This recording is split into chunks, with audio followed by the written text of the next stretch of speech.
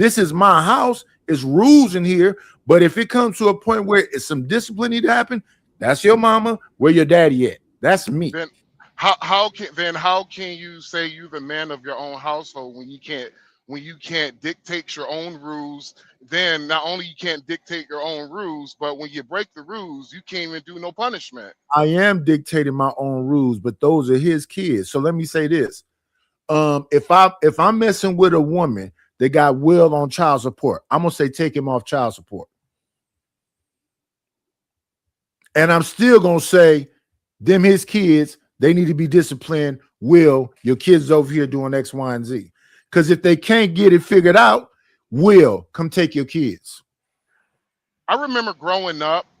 Mm. It was one time I went to the corner store, Now come which was take your two. kids. Yeah, come get these little bad motherfuckers. They don't listen to shit. They I fucking. remember I was at when I was a kid. I was about 9 years old. Went to a corner store. Decided to steal a candy bar, just a little candy bar, 50 cents candy bar. The store clerk whooped my ass. My next door neighbor heard about it while I'm walking home. He whooped my ass. And when I got home, my mom whooped my ass. Then my daddy got home. I got 4 ass whoopings because that's what a Three men. community do. Wait, 3 men. That's when a Yeah. community existed. When a community existed, oh my goodness, I live in Oakland. I could be in Hayward. I could be in. I go to your grandmama church. Oh shit. So this person's finna grab me by my ear and take me over here. I'm finna call your grandmama. My grandmama finna cuss me out. Then when I get home, I'm finna get away. So yeah, I remember that. How old are you, sir? How old are you? I am 37, good sir. It ended when you around about that time, around about the 90s, going into the 2000s. 2010, no community at all. 2026, I don't know what the fuck this is. It is what happens when Big Mama left and Pawpaw left. You just had a bunch of, honestly, you just had a bunch of unruly households who really didn't dictate no rules. And when the kids broke the rules, there wasn't really no punishment. It was the soft parenting BS. Oh, well, we ain't Legislation. gonna whoop our kids. It was the what is it? When there was just giving kids for trophies, even if they lost, they got a trophy. Participation trophy. Say thank you. Yeah. So legislation made that difference. Kids aren't even really like when I was younger. You probably could get whooped with a race car track, a belt, an extension cord, a switch, stuff that's gonna break your skin and make you bleed. If they did that today, that's torture. Let's call it abuse. Man, Child I got abuse. whoever's close by. I got So whoever's ever close by. right, that's over with now. Now there may be some people that just don't care and they'll do it anyway, but yeah, that's abuse clearly. Sometime when I listen to my kids talk, they be describing my childhood to me, and I'd be like, "Are you serious? What do you mean? I'm your father. That's your mother. You was raised in this house that you've been in your whole life. I don't be kids. She don't be kids. We talk to you like I'm the damn Huxtables. So what are you describing? What abuse? Well, they think that so it's a lot of different. You live vicariously through old stories. Like these people say every house was the color purple. Well, so are you familiar with the Leslie Jones clip? Are you familiar with that? Is Leslie Jones the rough-faced woman that said marriage is slavery? I'm trying to be respectful. Well, I didn't say she. I'm just play the clip. Savage was good. She's average looking. Okay. Also, I got to give Uncle B Streaming a wrench. I don't know why Uncle B Streaming does not have a wrench. Hold on a second. Uncle B Streaming, let me give him a wrench. All right, because he is a supporter of the show. I've been meaning to do that for a minute. What up, Savage? What's going on? All right, so let me go ahead and play this right quick. Because this is, they're now trying to say, because they say that slavery is a form of abuse, right? They say that being dominated is a form of abuse. Can I respond to that? They have power and they're almost at the point of absolute power, and that's why they're abusing it. Traditional men and traditional women decided to accept those roles, but feminism fought against tradition. So we're here now, and if people are saying there should be no hierarchy, but forget that. I remember what she said in 2023. No, there's no decent dick around nowhere. She took a motherfucker. Yeah. I remember that. Yeah. So of course it would be abusive to her because she ain't gonna get dick down right. All right. Well, let's listen in and see what she got to say. You're not. Why not? Because that's not who the I am, and my daddy didn't raise me like that. Stop. Jay Prince, if you don't get your ass. No, go ahead, Will. Go ahead. What a money reside, what a money reside, what a money reside, what a money reside. You did not just say that Leslie Jones was Jay Prince. You did not just say that. You like a powerful man. I do. So a dominant to your submissive. I'm not submissive. Could you be a trad wife is what I'm asking. Trad wife meaning like I'd be at home and take no. Like making Oreos from scratch. I don't absolutely not. Why not? Because that's not who the I am, and my daddy didn't raise me like that. To be a trad wife. To be anybody's wife. My dad used to literally say that to me. I didn't raise you to be somebody's wife. That's so brave. I don't know if it's brave or smart. Most of the people that I know that's gotten married are divorced now. And so really that's an indictment of the institution. Let me give her a little bit of grace for saying, I don't know if it's brave or smart. I have to remember that I'm a host, not a panelist, because I have my opinions on this, but I can't really share my opinions on that. Y'all make sure that if y'all want to come up, please make sure y'all be on camera. Make sure y'all support the show. I don't even know how I can give my opinion and move the conversation along. The reason why Leslie Jones hasn't, that's who it is, right? Leslie Jones. Yeah. The reason why she has a big pick. I'm sorry. I'm gonna have to let the truth be told. My mama and grandma told me, tell the truth and shame the devil. Ma'am, the reason why you haven't been picked, ma'am, is called a mirror. That's the reason why you haven't been picked. It's called the mirror. It's him, and it's called that's your. the easy one. No, come on, bro. Come on. It's called. Let me ask you this, 3 man, since you gonna start there. Yeah, what's up? You ain't never jumped on a grenade. Oh, I have jumped on a grenade plenty of times. Oh, shoot, I ain't gonna sit here. Yeah. Then go on there. I ain't gonna sit here and lie. Let's move forward. I have jumped on many live grenades, brother. Clear. No, you didn't say clear. You said cover. You got it. Yes, cover. There you go.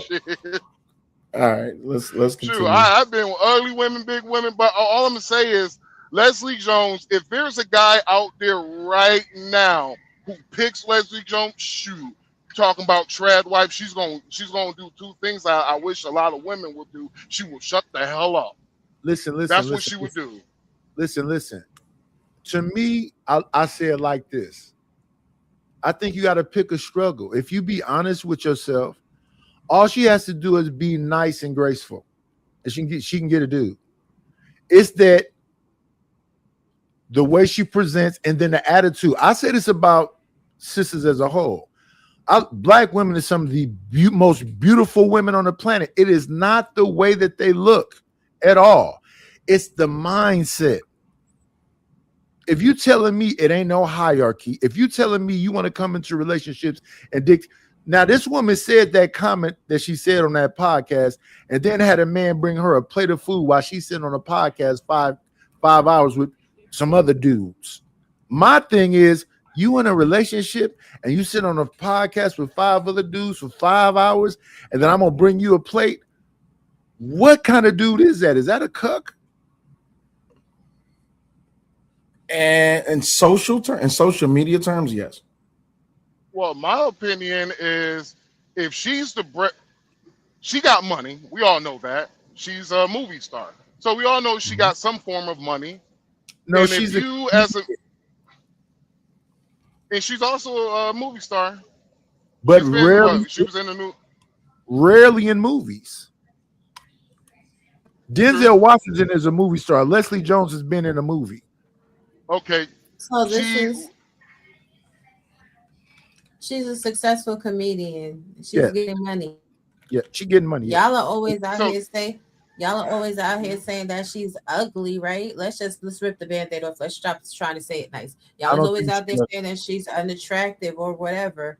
You know, she's not. She's what, a 2 at best or 3? Who cares? Like, it's so she stupid. average. So yeah, but so what? And her average self got a man bringing her a plate. I really don't understand what it is with these conversations that y'all act like people can't bring each other plates of food. Like, oh my God, it's Well, it the wasn't Leslie unfurl. Jones that got the plate brought to her. It was an attractive girl that had a plate to her.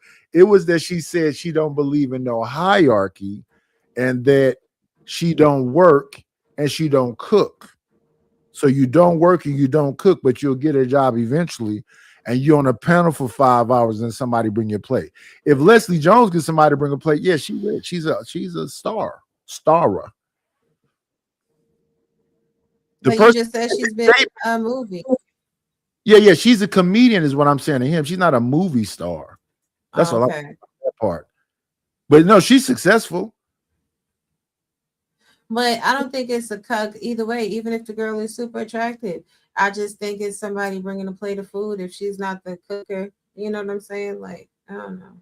Yeah. just I think think that's if you enough tricking for and you got to bring a plate it's like Travis Hunter taking that girl to the club while he sit outside and wait for her. It's a bit much. Yeah. Is it? I mean, you get what you pay for. How you know what she giving up in return? It might be worth it. I don't care what she giving up in return. You sitting outside of a club while your girl get whatever done I'm not to even. staggering out to the car I'm later not on. talking. I'm not talking about the Travis Hunter. I'm talking about the other chick too. Either way it goes, like people accept what they're comfortable with. If somebody's giving you what you want, Yes. So I'm just saying that there's terms for it. And if the women like Mandy and Wheezy and Lex P and Young Miami is saying they like being pissed on and all that other stuff, I know dudes say whore and all this other stuff, and they say sexual liberation or whatever else, but it is what it is. Yeah, some men is a masochist. They like to be abused. Some men wouldn't mind if you throw a leash on them and walk them around like a dog. But why can't we call them cucks and subs and all that other stuff? Don't they got? I mean, we could call them submission, but not a cuckold, because a cuckold would imply that the woman was giving herself to other people and he was watching and enjoying. So if we're Correct. going to talk about Okay, terminology of the lifestyle, Yeah, I mispronounced them. I don't want to get in trouble with no community. That's why I said earlier. That's why I said earlier, socially, because people love to transmogrify the terms and they like to put their own definition on what the term is so that they can be salacious or they can be right? Mhm. That's not actually what a cuck is. Like, we all understand that simp has went through many iterations before it ended up where it is right now. Yeah. Now to be a good husband means to be a simp. Yeah, but see, here's the thing. Even though I live in Oakland, I don't know all the proper terms that a pimp would call the trick or the simp and blah blah blah, because I never really cared. So I've never been in the kink community, so I don't know. Listen, I've learned these terms recent time in YouTube history. I was listening to this panel over here with a guy that looked something like you and a lady that looked something like her, where I heard pay pig and all this other. That's all brand new to me. I was standing away from all of the stuff. yeah, you got to give it this. Would never go. Don't spit on me. This- Don't piss on me. Don't do none of that stuff because we fighting in this bitch. If you can't control whatever's going on, maybe you too old or I'm too old or what's ever going on, I'm offended by that shit. Respectfully. Gotcha. All right, let me finish playing the. Oh, baby, did you have something to add? I was going to say, everybody has a little kink in them. They just don't know what it is and what it's labeled and what it's called. I don't want to find out. Don't be examining. Yeah. I'm finna. Let me play this clip. Yeah. I think marriage is legalized slavery. You do. Yes, I do. Say more, because if I'm thinking about slavery and I'm thinking about marriage, there are two different images that come Absolutely into my head. not. I don't think I don't know how you don't. Man is especially if he expecting you to be a trad wife, you might as well pull out a whip and a chain. Wow. So there are young people watching who might be wanting to get married. What would you say to them? Don't. Don't get married. No. Do you think this is a problem with today's, not just social media, but do you think this is a problem with today's society where they are pushing for individualism? They not, you know what? This is something I noticed. I want to ask y'all. They're pushing for less marriage, but they're also vying for more sex. Has anybody ever noticed that? Has anybody ever called this to the front? Yeah. She literally said that in 2023, Leslie Jones herself, that these dudes ain't fucking right. They need to get they fucking, maybe drink more water, sleep more, ginseng, I don't know, maca root, I don't know. But she Gas said station that, deep you know, pills. yeah, them horse pills at the gas station, leave them alone. Your throat might close up, respectfully. Honey packs, who knows? I don't know. Honey pack with a monster, baby. Yeah. So Hell yeah. they're not the progressive movement. We understand what do you call it? Socially fluid, sexually fluid, however it is. Social fluidity. Social fluidity. Yeah. And they promote, you know, my body, my choice, and sexual liberty and all this, that, and the other things. Everything is always sex, sex, sex, sex, sex, sex, sex, sex. There's no family unit. I'm asking y'all, and y'all in the crowd, if you want to come up, is family the Democrat? I'm sorry, is sex the Democratic way and family the Republican way? Yes. And outside of the Western Hemisphere, they look at this part of the world as demonic, and that all that hypersexuality is evil. But the funny thing is, in a lot of other countries, they have more of a hedonistic atmosphere on the low. Yeah, I think that's because in those other countries, it's sexual repression that's making those people be like that. Anytime you try to force somebody against their actual nature, I think that's the response. I mean, hell, look at Germany. Germany has a whole red light district where people mean, sell themselves in window paint. Netherlands, like Amsterdam. Yeah. I believe so, yes. Light So, district. hey, Sakpase, so you can't sit there and say that, like, the West is so demonic when you can literally buy people in window panes. Like, all of those, like, okay, so true tea. If you watch certain websites, all of those videos that you're seeing of the kink culture comes from over there. All of this super extreme shit, it comes from over there. People being defecated on, urinated on, shoving ridiculous large things into orifices that shouldn't fit, group interactions, all that wild stuff. It's over there. Thailand is crazy too. Thailand, listen. Well, I they have I think you're- that's because it's sexual repression. They're not allowed to express themselves. So well, it's not when really they sexual express themselves- repression. It's just the people, they understand what it is, and so they're like, if you're going to do it, we're gonna do it in this section, to where, like, on the United States. No, it we're is not talking. everywhere. That's not the conversation. The conversation is what Ross said. When you sticking things, when you jumping on top of orange cones that would be in the street to stop people from driving by, and you jumping on that. When you're doing this extreme over the top stuff, I think that's because of sexual repression. I don't think that it's people here that's retiring from that stuff. You know, they had a fun with it and they move on and maybe get married or something later on. Well, in my opinion, sexual, like what you're talking about what back in the old days used to be. No. I'm where talking they're about outside of the Western Hemisphere. They cutting people's body parts off and telling them they got to be in burqas and telling them they can't do nothing. So their response to that is they get private and they do the extremes. Well, that's more like Africa and the Middle East, which is All of that, which yeah. is All of that. Middle East. Within the Middle East is more of a, I guess the word is theocratic nation. Okay, so theocracy. Okay. Yeah, theocracy. Thank you, brother. I appreciate it. Ooh, I murdered that word. And so for me, like experience, like what I have experienced when I went to Thailand, what I have experienced when I went the Dominican Republic, so on, is that if you are into, you want to buy sex, you want to do that kink-ish, they have a place, but they put it in a certain area to where majority of the people around it are extremely conservative. The problem what we have over here in the United States is the fact that there's no rules, and so you have this everywhere. There's no there's nothing really sacred no more. You have people literally shooting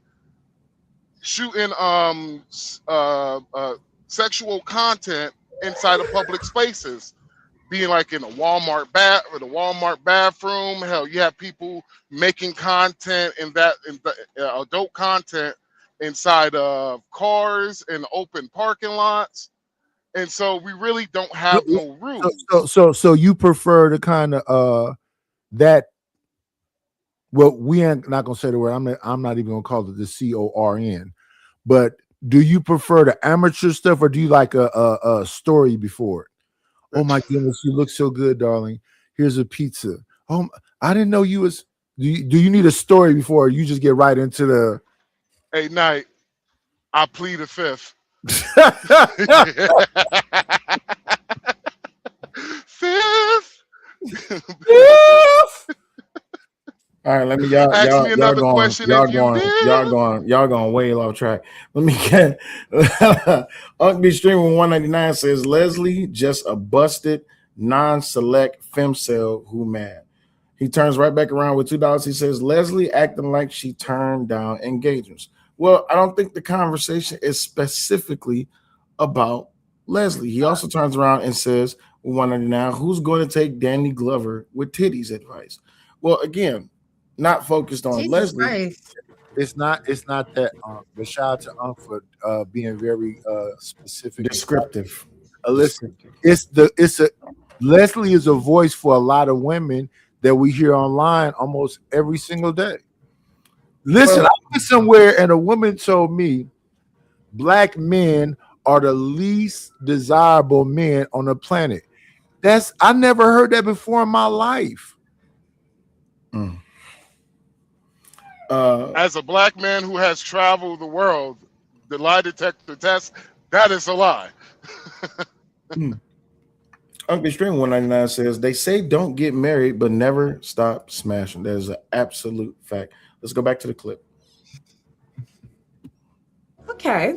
Oh God, you are crazy. How am I crazy? You are crazy. You're saying that marriage is No, I don't believe in the marriage. No, I don't. So you wouldn't get married? No, and I don't think it's beneficial for a woman at all. To the sister Leslie Jones, I get what you were trying to say. I get what you meant. But it was just worded the wrong way. For those that don't know, Leslie Jones went on a podcast and basically said that being in a marriage is basically like legalized slavery.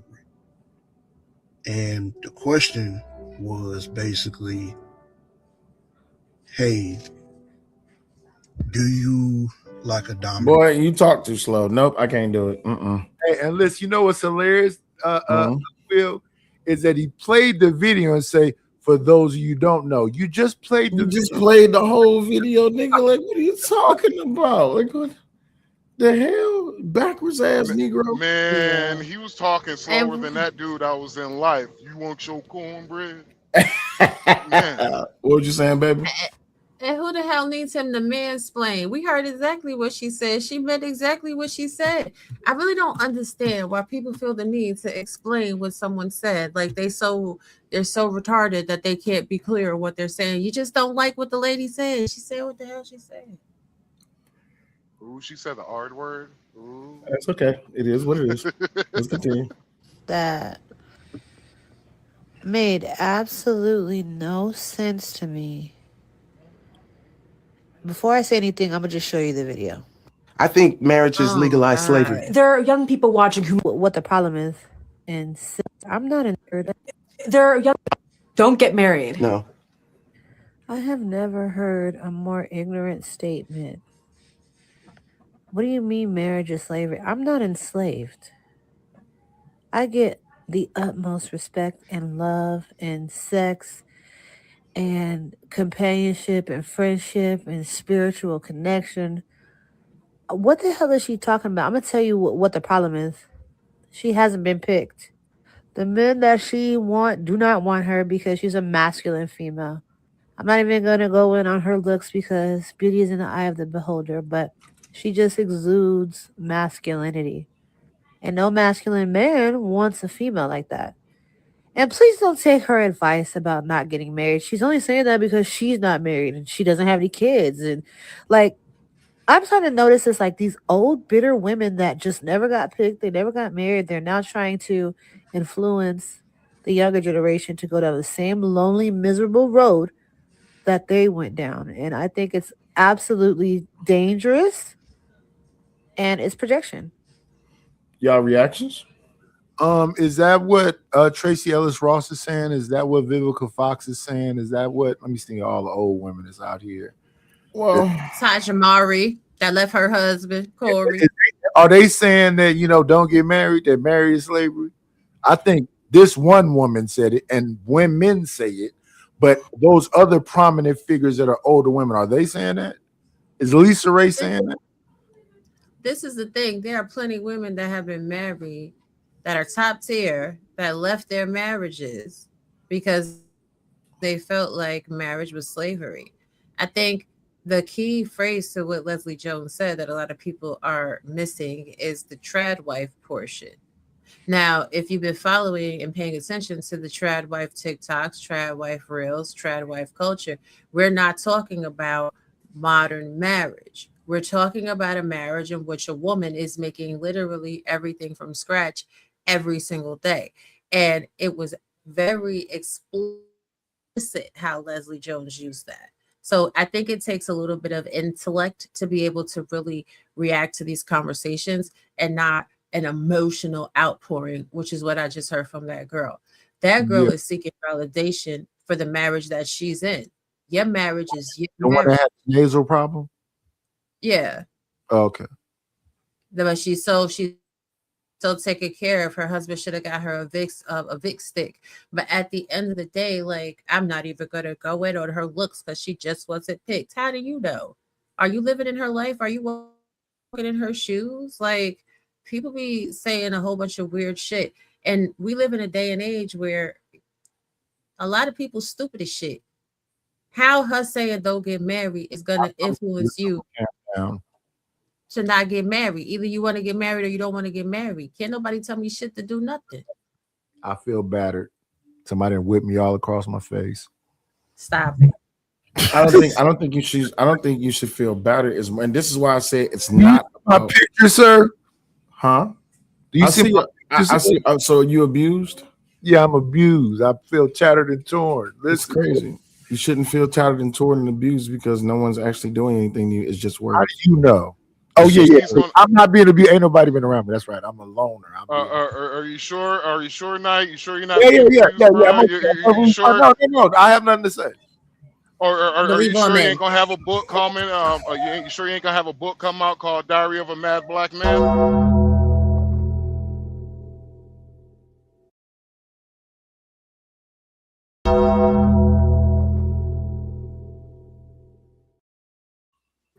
Shout out to my brother Christopher J. What's going on, my G? What's going on, fam? How you feeling?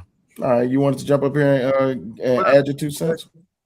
No, I saw the Don't act like you hear me say what's up, Chris J. Oh, my bad. I ain't hearing what up, Nighters. How y'all feeling? I'm good. Hey, Christopher J. Good. I'm Now, just that outfit and stuff, that's called cyberpunk, right? Huh? That's cyberpunk, right? What is? The What I have? The outfits, the all the like fluorescent colors and all that other stuff. Oh yeah, that's cyberpunk. Yes. Is he muted? We can't. You muted, Chris. Oh my bad. I was just pulling up right now, especially when I saw the title regarding Stephen A. losing friends to politics. I say that sounds like a good day to me because we don't have the same political belief. If you're gonna eradicate our friendship because of my political belief, I question if we ever was friends and was a friendship predicated on something else. And predators are based on something fragile. The fact that I'm either A Republican or B a conservative, you don't want to be friends with me no more. Hey, shout out to you. Have a nice day. I would say don't cry over it, rejoice over it. Yeah, that's what Steven said. Yeah, get to celebrate, and that's one less fraud I have to deal with. All right. So the thing is, right, and this is why I heard my baby come over me. Baby, you got something to say? Mm-mm. Okay, cool. So this is why I wanted to really wrap all of this into this conversation, because what we literally have been talking about, this modernized feminism and how it is that is driving people to draw lines in the sands politically or even socially based on identity. What people are saying is, if you're not accepting of this modernized way, not just politically, but even on a social level, you're not black. You're not black if you're not willing to accept Leslie Jones' premise. You're not black if you're not willing to accept the progressive movement. You're not black if you're not willing to accept the fact that MAGA is the party of racism. You're not black if you're not willing to accept that when it comes to the Republican Party, that they are the party of racists. You're not black if you're not voting Democrat.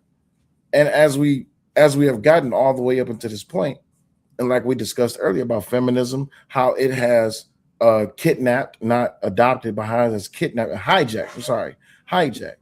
I said the LGBT community hijacked feminism, Black Power, and everything else. Well, yeah. So you look at where we stand at now in 2026, where the hot commodity is whatever the. You froze, or was that me? Did he No, freeze? He froze. Okay. What the? And you're back. You back? Sorry, kid walked past my damn Ethernet cord. What do you think comes next? What's after this? What's the next level? Because if this is the standard, what's the exception? I think what's next is the aliens. You believe in aliens? I'm looking more for the zombie apocalypse. What? Oh, Jesus Christ, y'all are going extremists. Because what else can humans do? We done it all. I don't know because I think listen, to be honest with you, I think people are numb to all of this now. We okay with the youngins knocking each other down. We okay with the baby deletions. We okay with the interracials. We numb to all of that. So what's the next thing? God? Maybe God. If it's not the aliens, it's not the zombies, maybe they're gonna open up the sky and do an Orson Welles on us. Yeah, well, here's the thing. People are numb. The only reason that they are numb to the only reason that they are numb to it is because it's so much of it. It was forced upon us. You see what I'm saying? Yes, overwhelming. Yeah. And then if we look back, I be telling people, they be saying, I never seen this much gay stuff before. I said, then what was happening with your eyes? They say, nice, you just talking crazy. I said, okay, let's go through music. The LTD was in onesies with the taco meat out. Arcade was wearing wigs. Rick James wore a glitter braid wig. Prince was in a damn trench coat and some dun-dun-dun, black dun-dun-duns in front of a mattress. Earth, Wind, and Fire was in a onesie. Parliament Funkadelic was in diapers and almost clothesless. I don't care. The Cameo had a cod piece and was in a damn spandex. Dr. Dre had damn mascara on and satin pajamas. Egyptian Lover. I can go on and on and on with all of George Michaels, Boy George, Sylvester. What do you mean these gay folks ain't been out publicly? Rock Hudson, I mean, just when was they not all around? Three's Company was Jack Tripper playing a gay man to live in a house with a woman.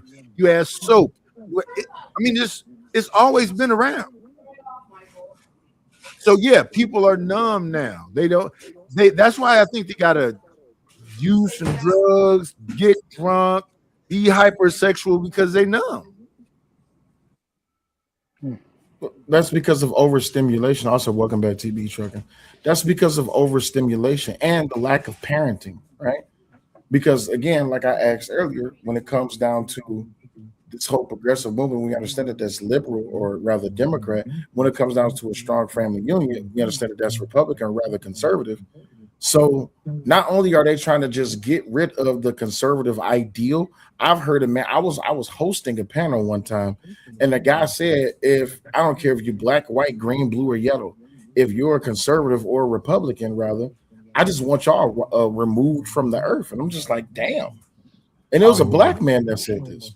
Yeah. Well, I think that conservatives are the ones who actually, like when I think about my grandmother, whether she said it or not, and I don't think she voted either, both of them on both sides, they were more conservative than liberal because it was order and structure in them houses, even after, because I never saw the men. The men was gone before I was ever born. But that structure was there. I don't know a lot of these, like I'm a Gen Xer. A lot of these Gen Xers I see, they're at them rodeos and hardly no clothes. They getting BBLs. They playing young. They're the women that's going, all right, young man. What kind of shoes do you like? Do you play a PlayStation? They got Go-Gurts in their house, not because no kids, their boyfriend, because they're not trying to mess with no dudes their age, especially if they got some bread. So when these women be like, yeah, you don't meet up to the standard. Yeah, because I'm not finna be trying to bang all day, so she might need to get a young guy. We have people who are, they're just basically, they're tired. They're tired, overstimulated. And honestly, you have people who just, a lot of people they were forced to look at politics whenever COVID happened. So you have a lot of people who are just now new looking, coming and looking at politics. And you have, I'm sorry, give me 1 second. I apologize. 1 second. I think during the vid, they was forced to look at themselves and each other, and they didn't like themselves or the person they was around. My bad. I'm back. So, I agree with that also. They hold up. Christopher J was next. Christopher J was next. Go ahead, Christopher J. Oh no, I didn't have anything. All right, go ahead. Back to you. 3-man. And so people are just pretty much tired, and they got way too much stuff going on in their lives. Then when you get the people's attention, we're like, okay, what are your policies? What are your programs? What are you going to do to help my life? Majority of these programs suck. They absolutely suck.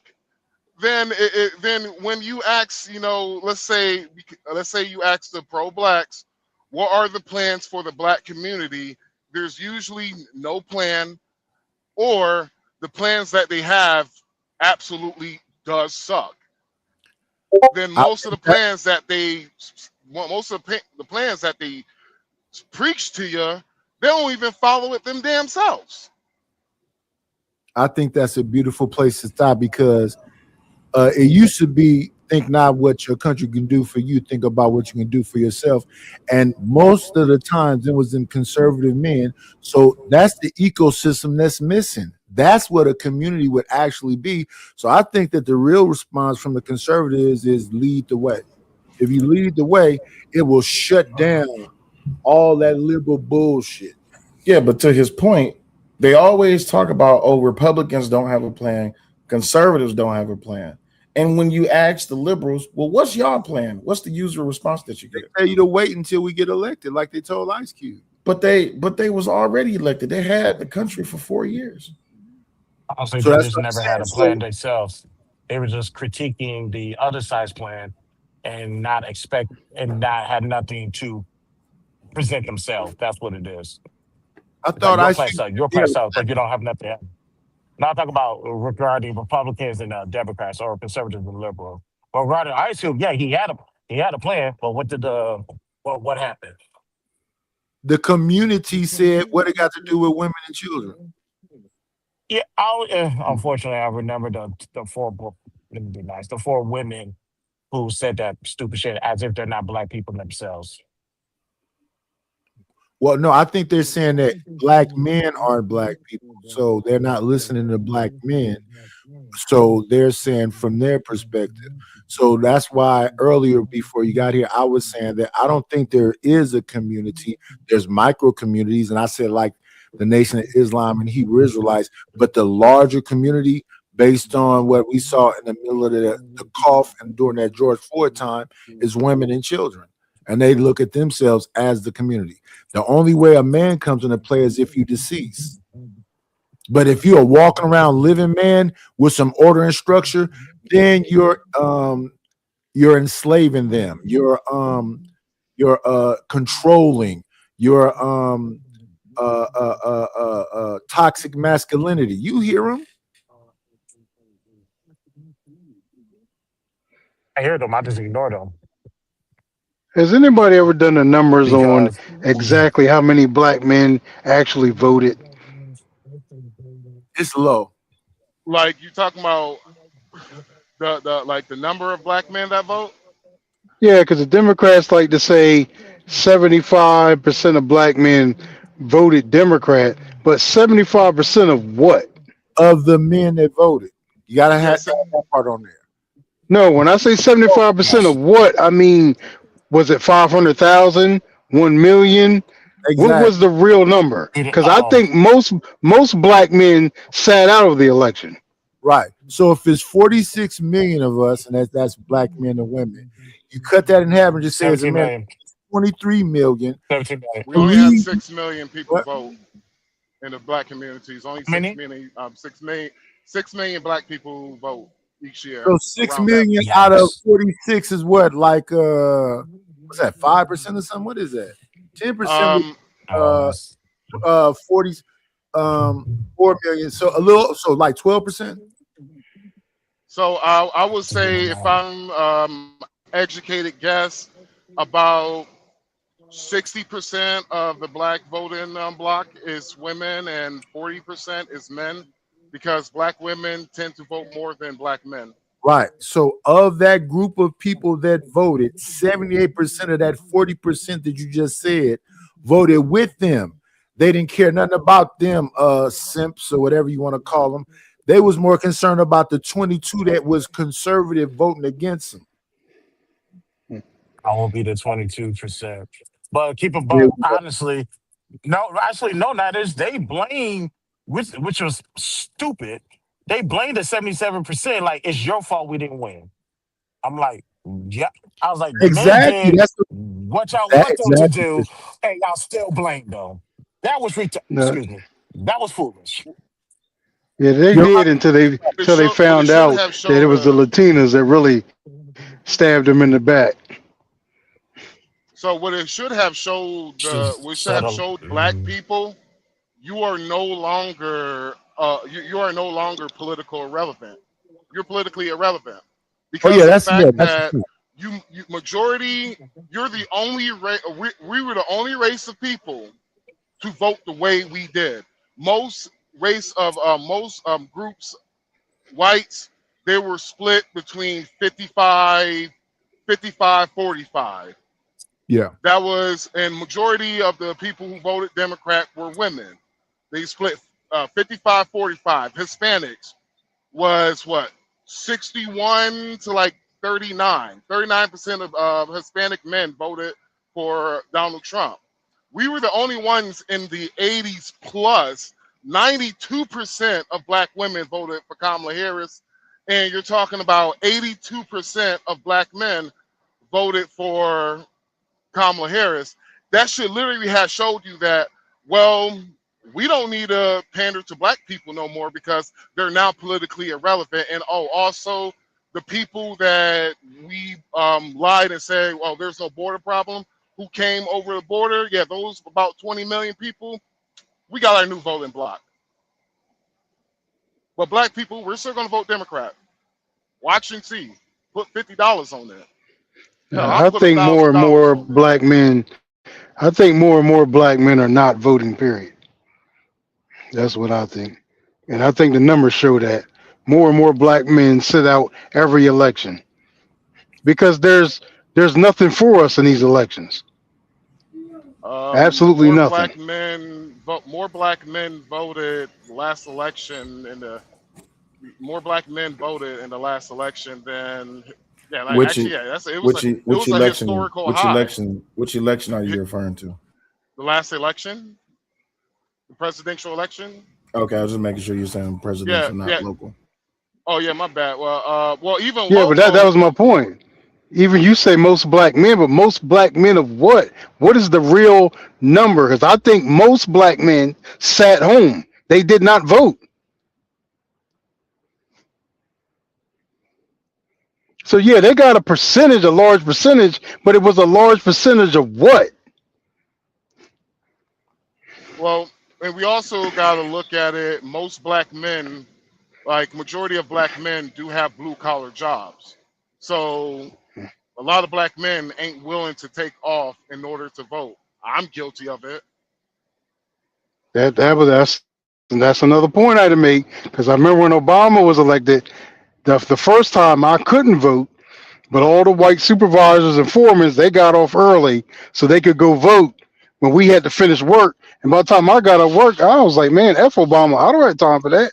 So my wife went, she voted for him, but I didn't vote for him. I voted for him the second time, and that was the last time I ever voted.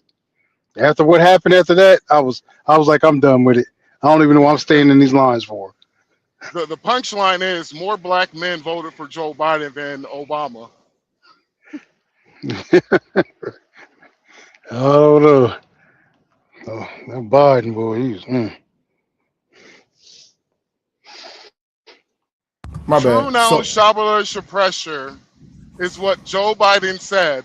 People cheered for it, and he got the historic most votes ever in the history of the presidency. hey, did you see Can't that make they this up. come? Did you see that they coming out now? And it's a lot of these the people who was running the voting stations, they're coming out and they like, yeah, by the way, after the Republicans left, the Democrats went back and they added in crates. You seen that? Oh, it was all over Twitter. I all got right, it found. people got sued over that. Well, your boy lost everything, blaming them two black women for them votes. Watch that. Yeah, it was. He had to give up pretty all ugly. he had to give up his apartment in New York and everything, blaming the women for that mess. Like, I don't know why the Republicans went there with that. Like, you should have just waited for everything to die down and the truth would have came out. But when you started putting it on certain people and look at these women restacking the ballot boxes, and you better have more proof than that because Giuliani lost his ass on that. Yeah, I seen that, but I'm looking for. It was a very specific video. I didn't save. I usually bookmark stuff when I see it like that. But one of the admins was like, "Yeah, after the Republicans left, the Democrats started adding more crates," and I'm just like, "Whoa, was this it?" Hold on. Yeah, as a truck driver, I used to do a lot of mail running, and I literally have watched them purposely leave on my truck. Not mail-in ballots, but it's like right before before any major election, midterms. Yeah. Both parties like to send out certain stuff to their constituents, kind of give them a guideline on what's happened on this election. What I discovered was whenever I delivered this load, I literally had 4 pallets that was left on there, which was by the Republican Party, left on there by, and I'm gonna be real, it was a postal work warehouse where majority of the folks worked there were black folks, and majority of black people do vote Democrat. And so I have to put on the Democrats what they did. They left those letters that the Republicans were sending out to the constituents on my truck. And so I had to single-handedly mail out every last one of those tallies. I had to mail them out myself. See, the problem with the Republicans is they have a marketing problem where you can see the Democrats have excellent marketing. They literally have marketing so good that literally you got black folks standing up for illegal immigrants who is there to replace them. That's how good the marketing is. It's because the Republicans, they miss wide open layups, but the Democrats, they try to dunk the ball at the 3-point line. Sure. All right, my bad. Y'all didn't just hear me yelling, did y'all? No, who you Okay. yelling Man, at? I can't believe you was yelling, brother. Like, Nah, I'm yelling at the damn dog. The dog, you know, sometimes dogs, they get zoomies, right?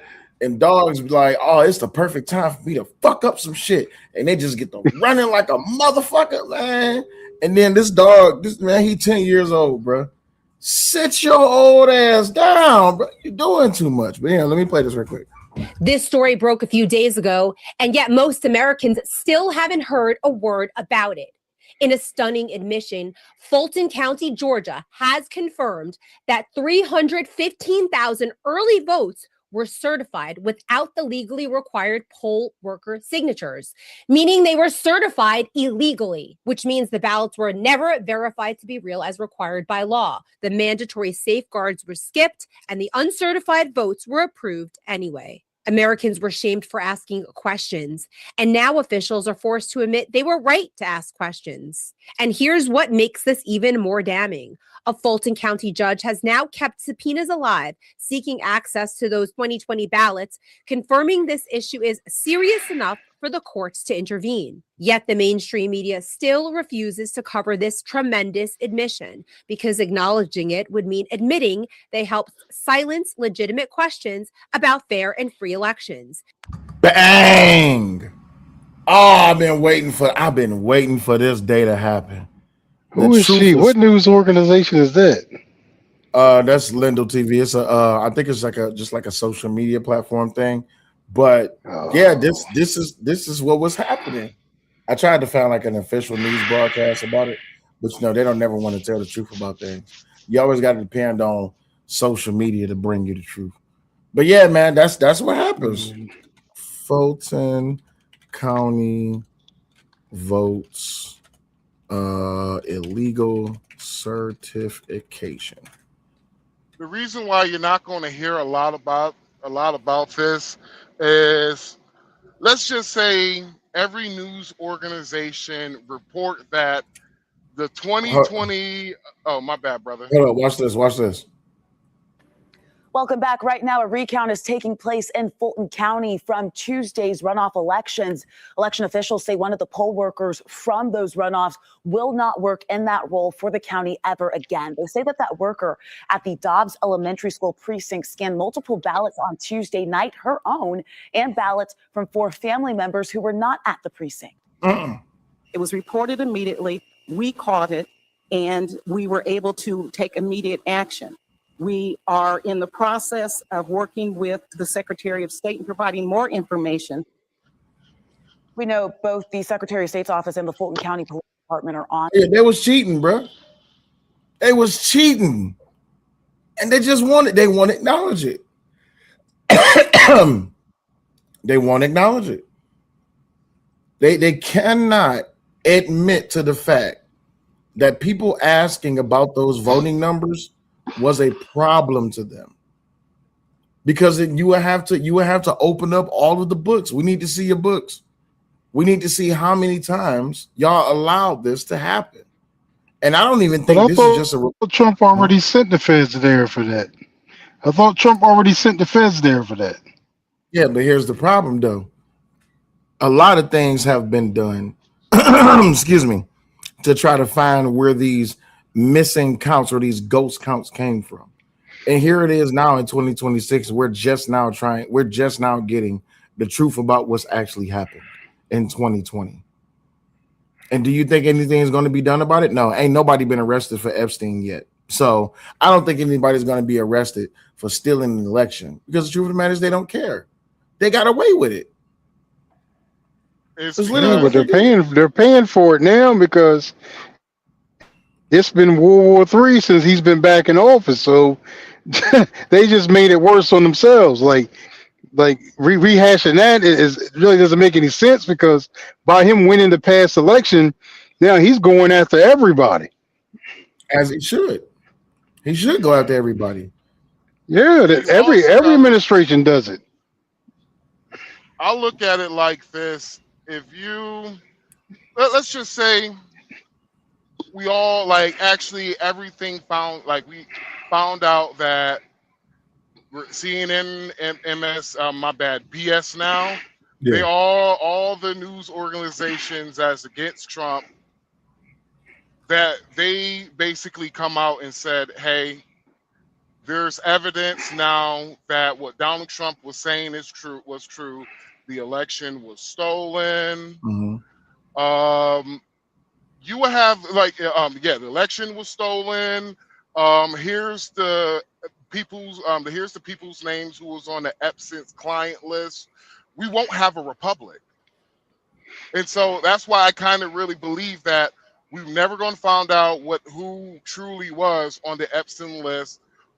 That the election was stolen. It's because of the fact that there's going to be a lot of people, including me, going to be with their I'm gonna have my my torches, and I'm going to be marching, and we're gonna f some shit up. We're gonna say F it. We're just gonna fuck shit up. What's the point? Because of the fact that whenever Joe Biden got elected, restrictions for COVID got worse. They didn't lighten up some, got worse. Remember, what was his name? Andrew Cuomo. What did he say? Everybody needs to start getting vaccinated and putting their mask on so you could get some of your freedoms back. Same thing what happened with California. This happened to a lot of Democrat states. Imagine all of this stuff comes out. We're talking about, ain't no United States of America. It's United States of people about to fuck shit up. Excuse me. Absolutely. But see, this is the reaction that they warranted and garnered, because stealing and winning an election was more important than the American people's will. And I think that speaks volumes to how, because we start off the broadcast talking about drawing lines in the sand and this whole thing about Black community and stuff like that. When we talk about and actually engaging and questioning what is being laid out in front of us as facts and what it is that we're supposed to accept as truth, when we do the research and things come out later, it's just like, wait, y'all actually didn't give us facts. Y'all didn't give us truths. Y'all gave us directed narratives, and y'all said that if we wasn't willing to accept them, we're not Black. So if it comes out that truthfully that they did steal the election, are we Black again? Or are we just not Black because it's not the right thing to do? You see what I'm saying? I don't know, man. Are they planning on pushing Kamala out there again? I heard them talking about that. She's the current runner. She's the current runner-up, and she has the highest voter count when it comes to amongst the Democrats for the people to run for president. Her, Gavin Newsom, Pete Buttigieg, and AOC. Those are top. Not the Black dude from Maryland. I doubt he gonna get it. Yeah. Well, I heard Roland Martin and them talking slick about him one day. So that made me think that they may stab him in the back.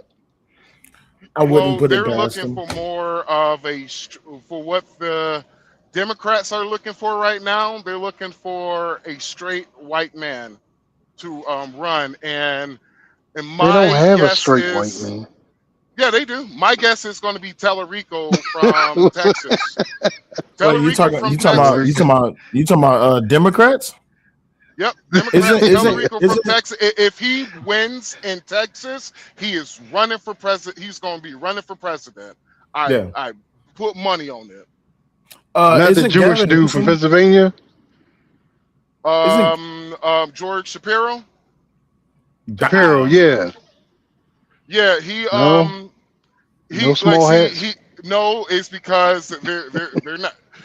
Do you think the anti-Semitic Progressive Party are going to vote for a Jewish man? Absolutely not. Absolutely. They wouldn't want I that don't know. between. So here's the options. You have a gay man, a black woman, and a Jewish man. Who do you think the Democratic Liberal Party is going to vote for? If I had to pick those three, it's going to be Pete Buttigieg. I mean Buttigieg. Buttigieg. Pete Buttigieg. But it is Democrats. And I'm going to remind you, and I will say this again. They literally voted for a man who said true non-shabbat suppressor in Batacalf here, and they cheered for it after he said it. Now, I don't know what true non-shabbat suppressor is, but clearly we didn't get it. And I don't know what better. Hold on a second. Hey, shout out to my man's Nate the Lawyer is in the chat. Nate the Lawyer, what's good, brother? I ain't seen you in a minute. Hey, but you know what, Nate, man? When you went through what you went through with your surgery, bro, me and my wife was playing for you every night, man. And I'm glad to see you back. I'm happy to see you in the chat. Shout out to my man's Nate the Lawyer. I did send you the invite. If you want to come up, just you're more than welcome to come up. This is weekend at Willie's. We just kicking the shit. So you're more than welcome to come up. But appreciate you for being in the chat. Again, if anybody want to come up, the link is pinned at the top of the chat. Please be on camera. We're just having a general discussion. We're just doing our thing. So, but I see TB trucking and fell off. But going back to what I said, bro, I don't think that when it comes down to the Democratic Party, I don't think they're really pushing anybody really too hard right now. I think the biggest one that they tried was Kamala, Gavin, and I can't remember that last person. What's the dude in New York? Mamdani. That was the biggest three pushes that they had. And we all see what Mamdani's doing to New York. My wife's from New York. AM's from New York. A lot of people who I know is from New York, they're saying that New York is in shambles right now. I drive to New York all the time, bro. How bad is real it? with you, bro. It is. Whenever that winter storm happened, I was embarrassed for them. I deliver meat. I deliver loads of meat all the time. I've been doing this for the last 14 years. Nebraska to New York, back and forth. And I have never seen somebody handle snow the way they did. I thought it was the most ridiculous-ish ever. You're talking about literally where I deliver at, there was a mountain of snow for 2 months. 2 months. It just that literally did not move. Like, bruh, the shit was hard. It wasn't even snow no more. It was like sewage water just froze now, and it's just and I'm over here looking. I'm like, is anybody going to do something about this? No, they didn't have any plans to do anything. Also, shout out to Nate the Lawyer with $5. He says thanks. Next time for sure, most def. We be live tomorrow. Well, I usually do like these big panel shows every weekend. That's why it's called Weekend at Willie's. And throughout the week, if I'm doing something, I don't really have a set time and schedule when I do my lives throughout the week. Usually is either to address some EBT shit, but other than that, on the weekends, this is what we got every weekend. But yeah, hey, listen, when I heard that they was requiring IDs to shovel, I said, oh, it's over. It's over, baby. You got to have an ID to pick up a shovel? Oh, man, hey, listen. Yeah, they tried it. Hey, I heard they paid good. I mean, listen, that's great that they pay good, but my thing is this, though. Why should you require a work voucher or a work permit identification? You need a pink slip to pick up a shovel? Bro, we in bad times. But, and I told people this, I said New York is New York is going to become Dearborn, Michigan. I'm from Detroit, Michigan. I know how bad it is out there in Dearborn. That's why a lot of us, when I say us to my black people, that's why a lot of us don't go to Dearborn, Michigan, because it's fucked up out there. Just being honest. I used to live out. I mean, sorry, not live out. I used to deliver loads out there to Dearborn, Michigan, before it kind of became what it is now. Yeah. I used to go out there a lot delivering loads. Then the supplier, the customer that I used to deliver a load to just said effed it, and they moved to Toledo, Ohio. Moved the whole company to Ohio, and it was just like, we did not vote for this, and they're trying to raise our taxes, or I guess it was city taxes. They was trying to raise city taxes up on them, and it was just like, okay, cool. They just pulled that plug, and I have never seen a company move so fast. It took them 3 months to move their whole facility to a new facility in Ohio. Well, see, you bring up a valid point, and why it is that, you know, when I started at the beginning of the stream, we talking about drawing lines in the sand, and well, I didn't want this specifically to be about the black community, but that's where, you know, that's kind of where we ended up at. These conversations go organically. When it comes to drawing lines in the sand on a political level, had we not went through, from what I believe, this is just my belief, had we not went through a stolen election in 2020, we probably wouldn't even be dealing with this right now, if we just being honest. It's a lot of things that we probably wouldn't be dealing with. But at the same time, I'm kind of glad that they stole the election. As a conservative, I think I could say this openly. I'm happy that Trump didn't win that last election, because we needed to know just how bad America could get. You see what I'm saying? And during this time now with Trump in office, I know a lot of people are saying, well, Trump's really not doing that good. I'll be honest with you, as a conservative, this war shit that Trump is doing, I said from get-go, we did not need to be in Iran. Although I don't have no love for Iran, we did not need to be in Iran. We don't need to be over there right now. But what I he's don't done, like it myself. Yeah, I agree with you. I don't like it, but damn it, I gotta say, I respect it. I respect it because of the fact that, yo, they've been talking. What Trump did is like you running up on the dude on the block. I heard you been talking ish.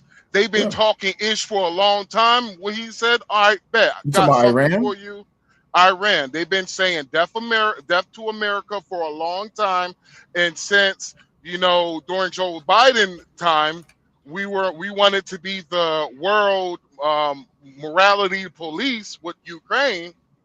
So when all those protesters got knocked off by the regime, the only reason why people have a problem, this is, man, let the truth be told. Yeah, man, weekend at Willis, bro. Let it out. Only reason why people got a problem with it is because Trump is effing up the Muslim community. That is the reason why. Only reason why is because the Iranian regime is Muslim. If they were white, shit, you want to hear nothing. Cricket ass quiet. Well, black liberals would love that, but here's the problem, right? Black liberals, and I've said this many times before, black liberals follow behind white liberals because that's who give them the marching orders, right? But the thing is, like you said, like I had to, when I did my show about the whole Iranian regime and what was going on, but you know how amazed I was to find out, I thought Death to America was a new thing. You know how long ago they have been saying Death to America? They've been chanting that shit for years. And I'm talking about years, but I was born in 89. They've been saying Death to America for forever. And I'm just like, wait, what? And then they evolved their position to where not only is it just Death to America, now it's Death to America because of Trump. And I'm just like, wait, huh? And the liberals that I've been seeing protesting about this, not only is it Death to America because of Trump, but they support Iran. And I'm like, wait, liberals are in support of Iran only because it's death to Trump? This is backwards to me. And even when I hear a lot of liberal Americans speak about it today, I'm not saying that they're not well researched, because I'm not well researched.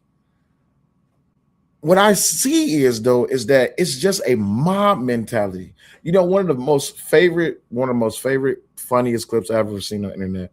I'm glad that my man's Nate the lawyer here. When he explained what was the dude when he explained the Juicy Smouye theory, and he that motherfucker said it's 4 a.m. in a winter permafrost. I said, Nate, don't do that. He said, it's motherfucking cold outside. No, hold on. When they said that, hold on. I'm sorry, I gotta stop you. When I first heard the story, I'm going through lake effect snow in Ohio, and they saying, yeah, so Juicy Smouye, you know, he went out there to get sub, and it was in the wintertime, and I was just like, in Chicago? Yes. Yeah. And I was just like, it was -4. It was like -4 degrees. Hey, I gotta play this clip. I gotta play this right quick. Hold up.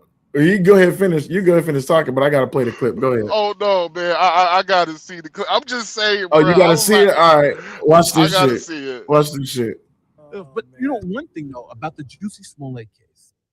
Now, yeah, I was told, right, because I was making fun of Kamala Harris and all the lefties after it came out. You know, he was attacked. Oh my god. So now Reddit's like, well, Nate, you must have been fooled when it first came out too, because it was a believable story. Now, I'm going to tell people straight up, I wasn't fooled, not anyway, about this story. Now, when I first heard it, right, I'm going to keep it real. I was sitting here with my wife, and we was chilling, and we heard the story, and she was like, it's so horrible. He got beat up by some MAGA people in the middle of Chicago. So I'm like, when did this happen? She was like, at 2:00 in the morning. Spider sense start tingling. 2:00 in the fucking morning in Chicago? And I'm like, hold on. There's a fucking polar vortex. Yeah, this is a motherfucker. It's like 10 degrees outside. I'm like, at 2:00 in the morning? What the fuck are they doing out there at 2:00 in the morning? So she's like, okay. So she's like, oh, no. He was going to get a Subway sandwich. So I said, they waiting for him at 2:00 in the morning to get a goddamn Subway sandwich? How the fuck did they know it? Hey, I just want to remind you, this is before Dave Chappelle did his stand-up about the Juicy Smouye shit. I think Dave Chappelle stole from Nate the lawyer. I think Nate the lawyer should sue. But hold on, it ain't over yet. Let's come out the apartment. Oh, no. He was coming from the airport, went to his apartment, came out for the Subway sandwich, got the sandwich, and then came back home. And I'm like, yo, somebody was waiting for him all that time in Chicago with MAGA hats. And then we heard the story. They got bleaching ropes. I'm like, hold the fuck on. Next black guy comes in Subway. Hey, listen. Bruh. The next nigga to hit Subway at 2:00 in the morning, I swear to God, you getting this business, big homie. Two motherfucking white guys. Hey, I would have believed it if they was just like, yeah, he went out there to get some Jamaican food. I'm like, at 2:00 in the morning. 2:00 in the morning, I'm like, you know what? There's some good Jamaican restaurants out there with man shit. You got some good oxtails out there. I could believe that, but Subway sandwich, nigga, please. That was man. I was drunk when I first heard this. I was just like, man, nigga, please. It's -10 degrees. Ain't no Jamaican food that damn good, bro. I don't give a damn what you say. It ain't no box that's that good. It ain't no head that's good. Ain't no food that it's -10 degrees, bro. I gotta disagree with you, bro. Man, I have had some females who goddamn suck a golf ball through a garden hose. But listen, here's the problem: the spit is froze. What you doing? I'll be like damn Terrence Crews and on White shit. I will walk 1,000 miles to see you. Hey, Kojak said that pussy got to come to me at -10. Hey, bro, hey, man. It's like I told my homeboy, man. You haven't had no good box if you never threatened to kill a bitch, bro. You haven't had good box. All my partners could tell you, man. Shit, when my ex-fiance left my ass, nigga, I said, man, I gave my grandma bail money. I was about to crash out. Did you think you gonna leave me? You think you gonna leave me? Oh, you think so? Hell no. Shit, you think somebody else gonna hit this shit? Yeah. Hey, death do his part. Hey, bro, listen. It's not your box. It's just your turn, bro. I need you to understand that. Man. So once you understand that it's not your box and it's just your turn, -10 degrees is worth it. You ready to crash out over it? Man, damn that, man. That was like my favorite. I was like a little kid, and you try to take away my favorite toy. Crash the fuck out. I told people, I was like, do you think this bitch you think she really gonna leave me? Shit. Oh, you think shit, we about to both leave this motherfucker. If I can't have you, can't nobody have you. No, it's fucked up because I actually said that shit to my grandma. I was like, Grandma, if I can't have her, no one can. Boy, you was a cold piece of work. So, man, but listen, dog, it was where we stand at right now politically. It's either you, how they say, you got to get down or you got to lay down. And when I heard that dude say that to me when I was hosting that panel a couple of weeks ago, well, he was like, I just think all conservatives, especially black conservatives, I think they should just be removed from life. And I'm just like, damn, bro. I said, as a conservative, man, if I said that myself, you would be saying that I'm participating in white supremacy. I said, so there's no such thing as black supremacy? He says, no. For there to be black supremacy, we have to have power. I said, so individualism, having your own mind, that's not a form of power? He says, well, no, that's not a form of power. I said, okay, so what power does black people need to have to be acknowledged for having power? He says, we need to have resources. We need reparations. We need this and that and the other. And I got to be honest with you, three man, I'm almost here about changing my argument on reparations. I'm almost there. I haven't really swayed yet, but I'm almost there. How you feel about reparations? It's funny. I used to be against reparations, and now I'm actually for reparations. But every single time I tell these ninjas my plan, they don't like it because it's going to guarantee that if they get money, depending on somebody else, right? So my argument is there's no time to where you can, in order to give black folks reparation, which black people going to get reparation? You got to ask. That's the first question. Which black folks? Are we going to give people who never experienced antebellum slavery inside the United States reparation? Or are we just going to give foundational black Americans a reparation, right? You're asking dangerous questions. I just want you to know that. Oh, I know. Now, in my opinion, I think we should give reparations to anybody who was born prior towards the 1965 Immigration Immunization Act. Anybody who was born prior towards that, because of the fact that they actually experienced true racism, actual racism, like my grandmother, who actually have told me stories about how she got a white woman spit in her face and there was nothing she could have, nothing she could do about it, and she got locked up because that white woman spit in her face. And only thing my grandmother said was, hey, why did you do that? She got arrested and had to sit in jail for 2 days, and she was 14 years old when all this happened. Gotcha. And so those people that age prior towards that, they experience racism. And in my opinion, I'm like, yes, give all black folks who were born prior towards the 1965 Immigration Immunization Act, because of let's just be real, niggas wasn't coming into the United States because there was Jim Crow segregation going on. You think they were allowing black immigrants come to the country? No. Do you think black immigrants were actually really coming to the country knowing that you could get hung and lynched in Georgia? No. Yeah. So give those black folks money. And usually when I come with that argument, most black folks get mad because it's going to guarantee if you don't have a relationship with your elders, you're not getting no money. So what you said, relationship with your elders. So you're removing delineation. Like if you don't have direct ties to those people, you're only just talking about a straight connection or relationship with your elders. Yeah. Like example, if you're like my grandmother's age, around like 70, 80 years old, those people and older should get reparations. And if they want to distribute whatever money they get, they could distribute it amongst themselves throughout their family. But how do you measure how much they should get? Because, and I think I think this has always been my biggest problem with the whole reparations argument. I can understand how reparations is owed, but there's no way to quantify that calculation on how it is that you would have to be able to pay these people out. I don't think there's enough money. It's easy.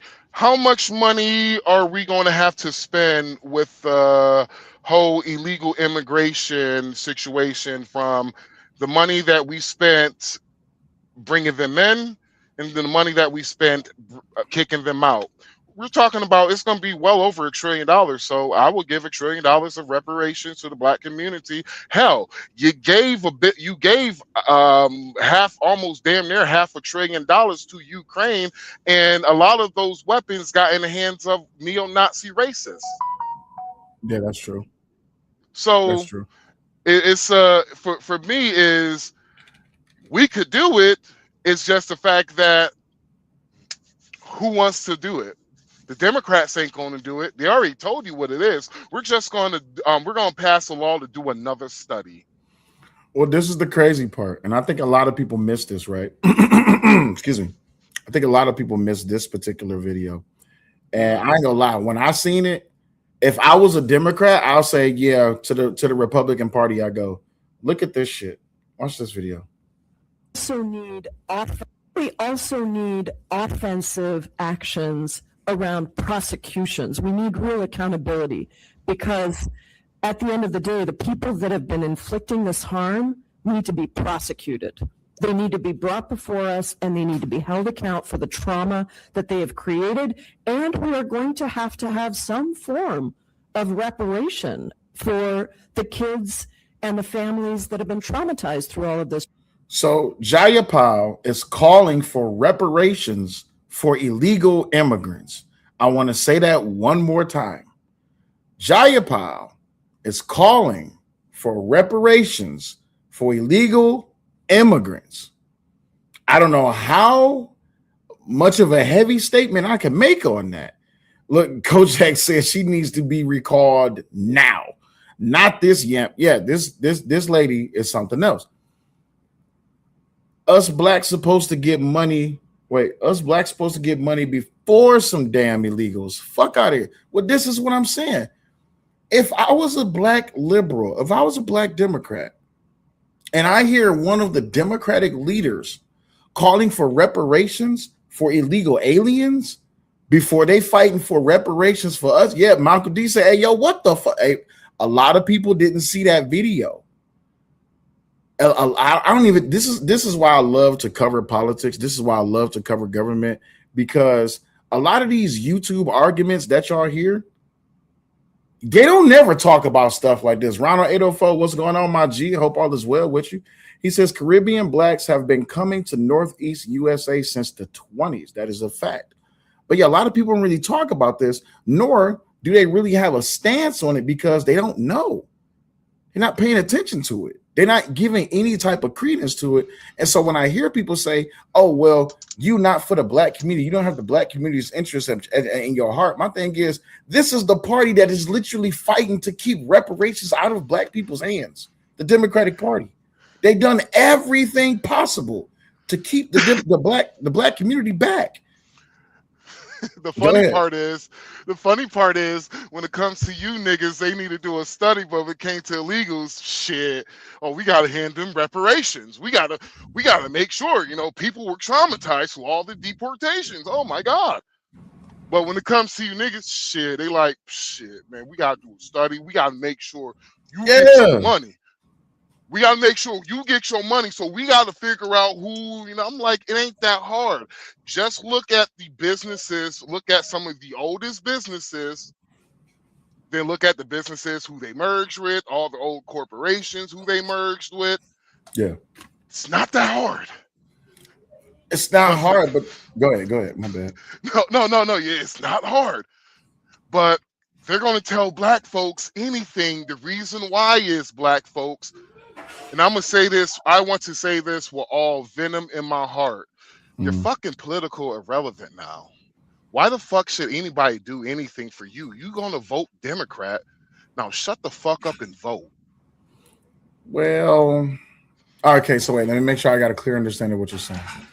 So you don't mind if people vote Democrat. You just want them to be able to choose and have the freedom of choice to be able to vote and not get shunned for the choice that they make. If you've been voting, and that's why I told everybody to Google it. If you've been voting majority Democrat for 90 years, brother, why should I even take you serious as a race? That's just being real. That's what a racist white man said to me one time. Because I had a racist white man, me and him, we were actually having a real conversation, and he literally, that's what he said. Come out, he was like, "You're going to vote Democrat regardless, so why the hell should I even take you serious?" He's like, even racists don't racists don't politically agree. But you want to hear the funny thing is, they have critical thinking. They're not going to vote the same. The reason why they're not going to vote the same is if you continuously voting the same, you're eventually going to be on the side of, well, they're going to vote for us regardless. Why should we give them anything? Like what Joe Biden said to the NCAACP, the reason why I say that organization is no longer relevant when it comes to black folks, because when Joe Biden literally said on the leaked audios, "You are not relevant," he said that to the black people of the NCAACP. And you know what? These niggas still decided to endorse the fake moderate governor of Virginia now over a black woman who's been married to a black man, who have black babies, who now they have black babies. And that woman is a decorated military veteran. But you know what? The NCAACP said, "No, we're gonna go with the white woman." But they're gonna tell you niggas we ain't endorse them though. But she was at the NCAACP party, to where that's where they do to endorse their candidate. They have a party for them. But we endorse nobody for the shit. NCAACP is irrelevant. I was in an argument with an elder black man. I was in a debate with an elder black man, and he said to me, he says, because I posed the position to him, I said, well, why did the black community support Joe Biden, knowing his history with the black community, with the 94 crime bill, his ties to the KKK leader, Senator Byrd, and all this, that, and the other. I said, why do you think that when it came down to the NAACP endorsing Senator Byrd, and they knew who he was? I said, that's kind of crazy that they will turn right around and Biden says that, yeah, Senator Byrd was my mentor, and they still voted for him. And this guy said, well, we forgave Trump. Trump, we forgave Biden and we forgave Byrd.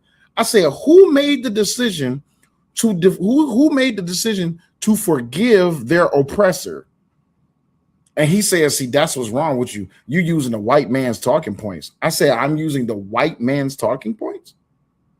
Understand me this.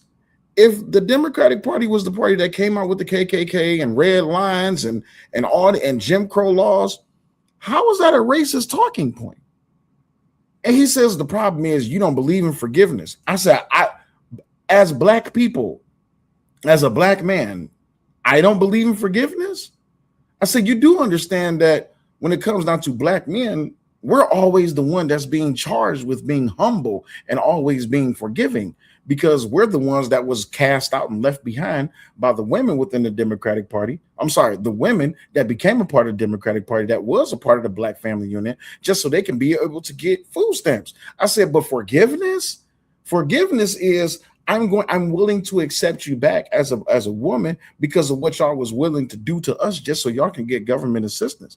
I said forgiveness is not y'all put us through chattel slavery, antebellum slavery for hundreds of years, and then we're going to vote for you because you have our best interest, even though Jim Crow and all this, that, and the other things was still there, and also include the 94 Crime Bill. How in the world can you sit here? I said, and I was an elder man. He was born in the 60s. I said, as an elder man, you seen firsthand what was going on in the 60s. How can you say that y'all willingly forgave them? And he got mad at me and cussed me out. He said, that's what's wrong with you that's what's wrong with you house Negroes. House Negro? What? Oh, you got to be a house Negro whenever you disagree. Whenever you have some, oh shit, they're going to bring up slavery. We were slaves and all that. You're still slaves today, nigga. Because of the fact that you cannot say anything to me when you cannot lie. You can't accuse me of lying. This is historical fact that Black folks have voted 90%. You never stop being a slave to the Democrats. They just make sure they paying you now. You're still their slaves. They just making sure they paying you now. And what they're going to do, they're going to allow some of the ones that that looks like you, that talks good, that ain't gonna do shit for you, but they're gonna make sure we give them leadership positions and our bullshit. Yeah. And you gonna eat it up because this shit like the white girl in the 90s, nigga, is just good. Yeah. Get this raw, uncut. Yeah. I'm sorry. Hey, Democrat dope is better than Republican dope. That's what they say. It's because for Republicans, it's like I said earlier, Republicans, they extremely suck at marketing. When it comes to Republicans, they are effing boring when it comes to when they talk about what they're going to do. But when it comes to Democrats, man, we going to just tax the rich. I promise you, we going to tax the rich. We going to make sure we going to take, we take good care of our niggas over here. So we going to make sure you all taken care. We just going to tax the white man. You like that? Then you realize, oh, snap. These mother effers is raising my property taxes. Then they're going to raise my property taxes. And I'm so brainwashed in the Democratic Party that I'm going to blame Trump, who has even nothing to do with my property taxes going up.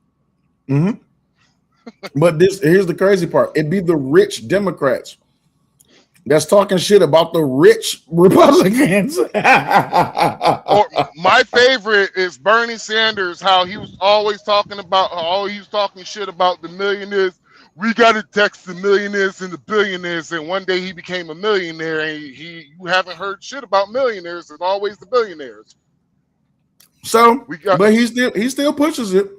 Don't get him wrong. He still pushes it. He still pushed that the rich oligarchs. He changed it to the rich oligarchs. It used to be, we got to tax the millionaires and the billionaires. If the millionaires and the billionaires need to pay the fair share. That's how Bernie Sanders in my mind talks, but I don't know if I'm doing it right. They still push that. You remember? Well, I streamed all of last year. I started in July. When I started streaming government and I started really paying attention to it, and I was bringing and sharing my opinions and my thoughts with other people, I was telling them like, yo, I'm going to mute up for a second because the wind is picking up. But when I was watching all of them during the government shutdown, that was really telling of what was really going on and how much people really wasn't paying attention to the government shutdown. And when I was listening to Bernie Sanders, Chuck Schumer, what's that other, Cory Booker, Hakeem Jeffries, as I was listening to them repeat the same thing over and I'm just like, God damn. And when it came to a head, I'm just like, hey, yo, this is all just about, they just want to defend the illegals. But then this year happens, and Chuck Schumer says that the SAFE Act is Jim Crow 2.0. And I said, you would know, wouldn't you? Did you see that shit when he said that shit? So, don't get me started on Chuck Schumer, boy. Like, it's like they do a lot of double talking, and they expect people like free thinkers like me and you to take them serious. Yes. And I'm like, wait 1 second. A couple of years ago, you was on this tune. Yes. Oh, I realize why. Oh, okay. What happened is you guys realized you could win more elections if you decided to, you know what? We're just gonna stay on cultural and social issues. We're gonna be the butt buddies of the progressive movement. We're gonna go into identity politics. So we're going to pander to black people, even though we're not going to do nothing for them. Like Donald Trump was offering them the platinum plan, a $500 billion policy that was going to benefit all poor people, but it's mainly was going to benefit the black community because with the what was it, the opportunity zones. The opportunity zones mainly went in effect in historically black areas. But you know what black folks said? F that. We want the Crown Act. We chose here over $500 billion. And I have seen more blue head or weird color white people in the workplace more than anything. Shit. But those opportunity zones was populated by who? Black Americans. Exactly. And where did that go? For some reason, it all just fell out the ass, right? So then you look at because Donald Trump didn't win. Yeah. And this is where I laugh at, right? Because I don't gangbang in politics. I tell people all that. I left the gangbanging a long time ago, right? And I posted a short on my YouTube page. Let me go ahead and go to that short. This is the funniest shit. When I seen this short, I said, "Oh, I gotta post this." Let me share this right quick. Now, I will admit, our Democrat colleagues should be experts in Jim Crow because it was Democrat politicians who passed the Jim Crow laws. It was Democrat politicians who founded the Ku Klux Klan. It was Democrat politicians for decade after decade who enforced discrimination, separate but equal, poll taxes, and a host of other laws designed to prevent African Americans from voting. But do you know who has rejected their disingenuous claim that photo ID to vote is Jim Crow? The Supreme Court of the United States. Supreme Court of the United States, the state of Indiana, passed photo ID law requiring that you show a photo ID to vote. And a group of left-wing plaintiffs filed litigation challenging that. That was the funniest piece of government that I've seen this year. I said, Chuck Schumer, a man who has been within the Democratic Party forever, he did not come live on TV and say that the SAVE Act was Jim Crow 2.0. But I was wrong even then, because then he went to Twitter. I was wrong. He went to Twitter and said the SAVE Act is Jim Crow 2.0. It would disenfranchise tens of millions of people. He didn't say Americans. He said people. If Trump is saying he won't sign any bills until the SAVE Act is passed, then so be it. There will be a total gridlock in the Senate. Senate Democrats will not help pass the SAVE Act under any circumstances. Well, we all know that that was a lie. But the fact that this man sat up here and said that the SAVE Act was Jim Crow 2.0, bro, I damn near lost my damn mind. I said, bro, what is he? He got to be doing. He got to be doing that bad Democrat dope. That's what he was doing. You want to know how full-ish the Democrat Party is? How so? And this is going to take you back a little bit. Mhm. This was I'm not sure, was it the midterms? I'm not sure, was it the midterms or was it the 2020 election? It was around that time. The Republicans in the state of Georgia, they passed a Voters' Right Act in the state of Georgia. Around this time, it was the MLB All-Star Game. Stacey Abrams, big four-headed ass, got up there talking about voter ID is racist, also while saying that, actually, you know what? It was the 2020 election, yeah, saying that voter ID was racist, including Ibram X. Kennedy, that dude who wrote I think it was the 1619 Project, who said voter ID, I quote now, this is not my words, people, but voter ID is racist, but having a COVID passport is not.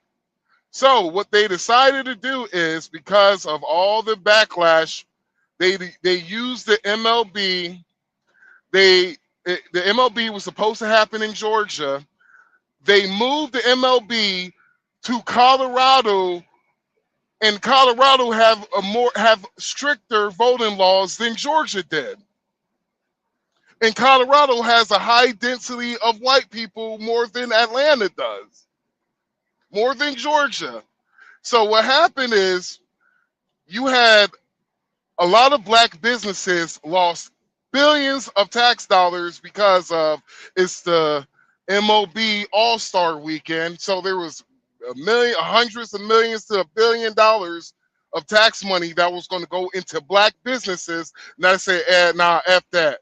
We're going to go to Colorado where they have more stricter voting laws and it has a higher density of white folks. We're going to move it there to Denver. Can't make this shit up. And black folks, you still vote for it. That's the Democrat Party for you. Double talking. They really don't care for the black community. If they do care for the black community, please, I'm one of these guys up here. You can show me that I'm wrong, but show me the last time the Democrats have ever had a policy that was directly meant for you. Well, anytime you bring up that argument, because that is the argument that I've always pushed. That is the point of contention that I've always pushed. Show me where the Democratic Party has ever done anything for black people. You know what the first thing they say? They say the Civil Rights Act or the Civil Rights Bill. And I said, you've got to be lying to me. You cannot sit here and credit the Civil Rights Bill to the Democrats. And they were the ones that passed it. I said, okay. No, they did not. It was the Republicans that passed it. Eisenhower was the sponsor of the Civil Rights Act. He was the sponsor. The Republicans threatened the Democrats, saying we will gridlock the House and Senate because they had the majority if you do not pass this bill. Absolutely. Shout out Omni. What's going on, brother? Well, I know who made sure to take away a lot of the funding in the black community with the Immunization Immigration Act, which was, what was his name? Emmanuel Stellers. He was the sponsor of that. Mm-hmm. And ever since then, that's when you start seeing slowly but surely all the funding start removing. They weren't going to take funding away from the middle class white areas. So what they did is they slowly but surely took money from the poor white areas, then they took money from the black areas, and they start giving it to the immigrant community. Slowly but surely, then to one day, the immigrants who came in around that time, they became a new voting bloc. Mm.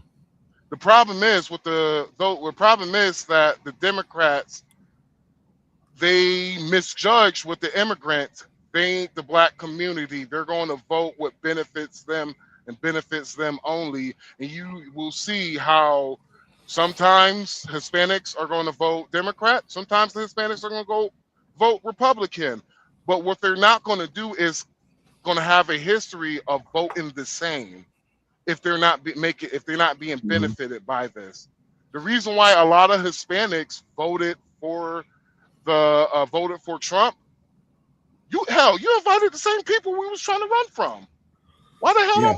like we were like you invited the same people that I didn't want, and like we ran away from this, and you invited these people freely, and when we had to spend $10,000s to get in this bitch, please. Nobody even thinks of that though. Nobody because everybody think when it's crazy how the liberal hive mind works. When they think of a group of people, they think everybody's in the same group. So they think that because they're Latino, that all Latinos should be together. This is what fails many Democrats when they're campaigning, because they think all Latinos share the same, all Latin people, let me say that, share the same exact issues, whether they're Puerto Rican, Mexican, Dominican. They think that they have all the same issues, all the same gripes and grievances, and that's not the case.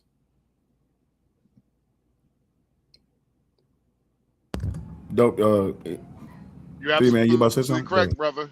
And I was gonna say you're absolutely correct, brother. You ain't And telling if- lies there, bro. Yeah, and if they don't, right? If they don't have all the same grievances, gripes, and all the same issues, why are Black people expected to share the same exact experience? Because for 90 years they've been sharing that experience.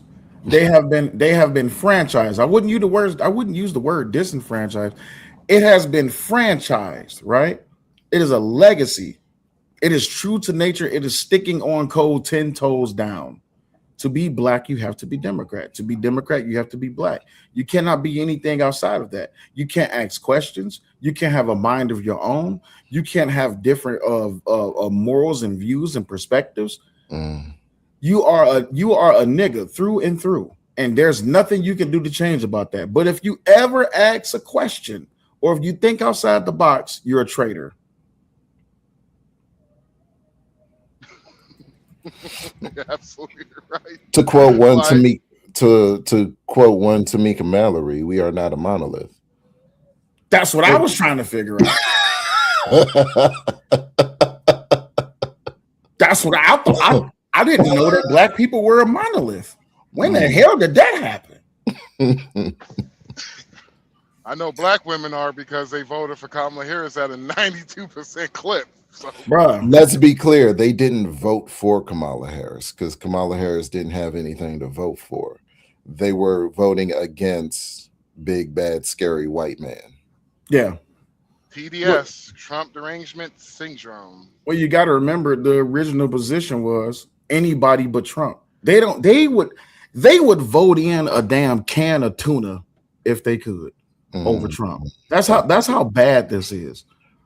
And even like this whole thing, all the pushback that people was giving about Jasmine Crockett, like, oh, Black men is the reason that Jasmine Crockett didn't win. It's just like, are you stupid right now? Did you not see the results? Yeah, the result both in Trump's election, right, and Jasmine Crockett's loss. Black men have been voting in lockstep to their own detriment. Black men have been voting in lockstep with Black women. The funny So it's thing like- is, oh, my bad, brother. No, I'm just saying I don't understand where they're driving and pushing this narrative, where it's just like you know, the household many Black males have grown up in. When everything goes bad, it's always the daddy's fault, but whenever everything goes right, it's the mama's fault. Even if the father's not in the home, it's the daddy's fault when everything's going bad. But if everything's going great, it's the mama's fault. It's like they would vote. Yeah, they would. Zora Mondani in New York. Hello? Absolutely. Bro, that's why I had to highlight the comment, like Sharia law. Like, I don't know if y'all paying attention to this or not. Sharia law. They literally voted in a man whose mom is on the Epstein list. Like, what are we doing here? Like, what are we talking about? Sharia Clearly, law New to York. stabilize your enemy by any means necessary, and practicing Muslims aren't allowed to lie about anything as a part of their honor code, except when they're practicing Sharia law. Exactly. Yeah, specifically, they're allowed to deceive when they're going against the enemy. Yeah. Mm. The problem 3 Man, is you was we about to say really something? do. We have a lot of strong, independent black women with their lapdog simps who just going to follow them and do whatever the most nastiest ish I ever heard in my life. I have heard some nasty stuff in my life, but the most craziest thing I ever heard was what Kamala Harris said. My Indian mother taught me how to be a strong black woman. Can't make this shit up. How in the hell did it wait? She said my Indian mother taught me how to be a strong black woman. It was the first. It was the first. The 20. I think it was. What is it on that? The first interview that she did after becoming a nominee. I quote. I will say it again for everybody in the back. My Indian mother taught me how to be a strong black woman. You gotta be kidding me. Sal, you already on it? I'm already looking for it. I need to fact check this. That's crazy. Kojak said that's exactly what she said. What? I need to hear this. Hold on. If Kojak said it, it's 100. It's 100 proof. If Kojak said this, what it was. My presence here today, my mother, Shamala Gopalan Harris, who is always in our hearts. When she came here from India at the age of 19, she maybe didn't quite imagine this moment, but she believed so deeply in an America where a moment like this is possible. And so I am thinking about her and about the generations of women, Black women,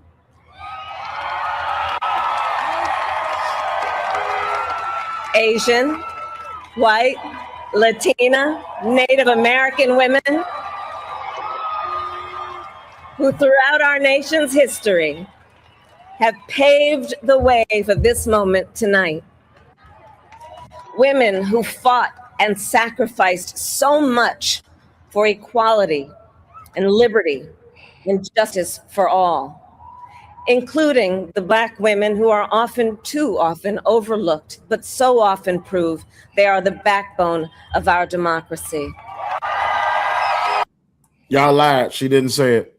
Y'all lied. It wasn't that. It was the 20. It was the It'd be on ABC on Sunday. With it 20 minutes. It was the 20 minutes interview. 60 minutes. 60 minutes. 60. Thank you, brother. Thank you. I was dying over here. I couldn't think. I was like, man, help a brother out.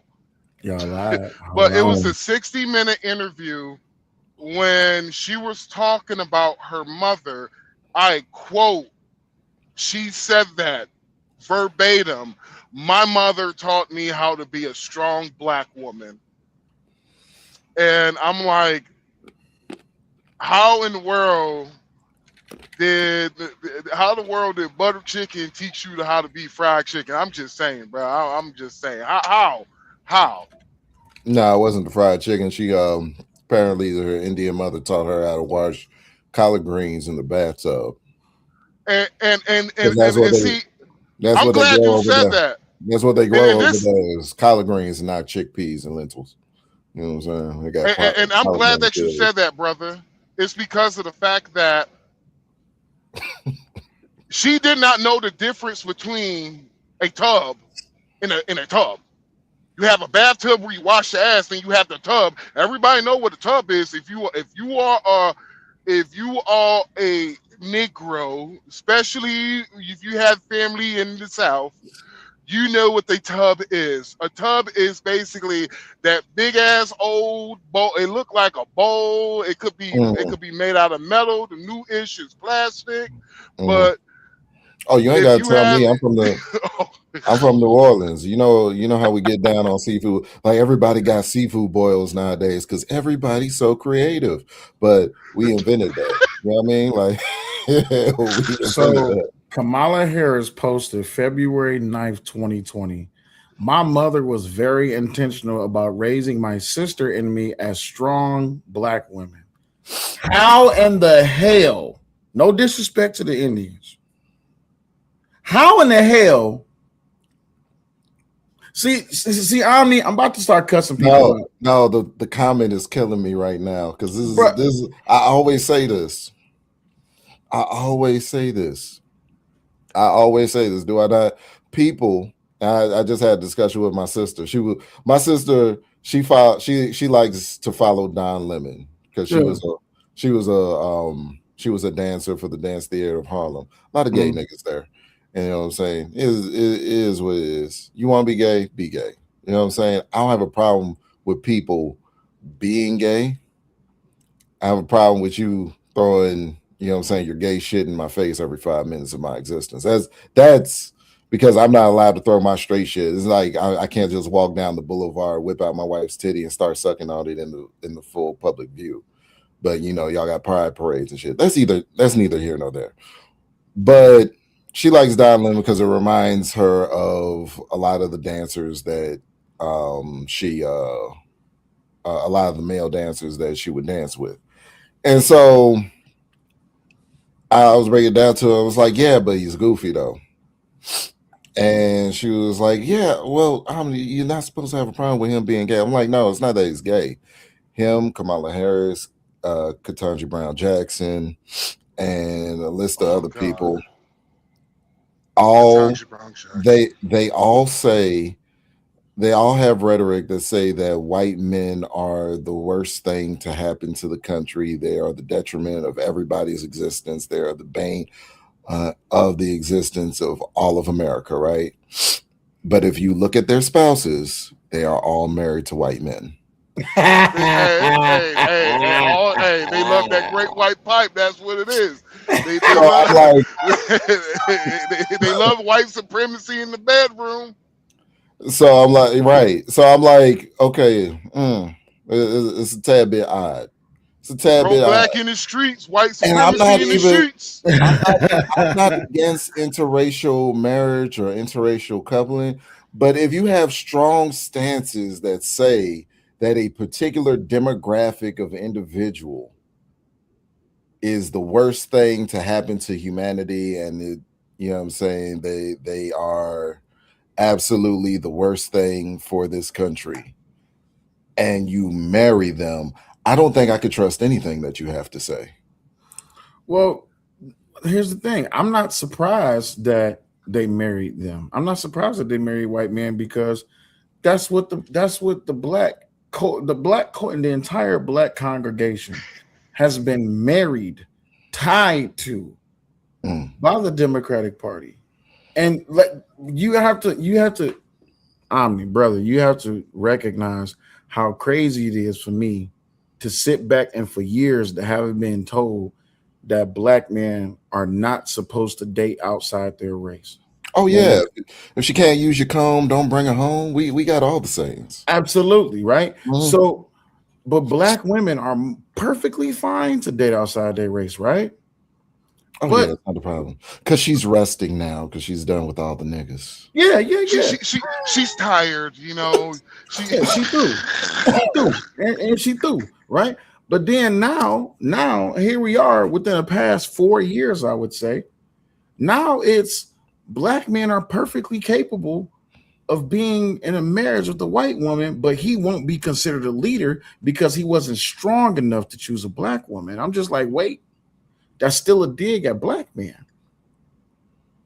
And then now, oh, well, all of these great black women is like, it's like, are y'all just the most flip-flopping his ass race of people I've ever seen in my life? Prime says black men tend to have actual reasons to date out, to be honest. Black women do it for the wrong reasons.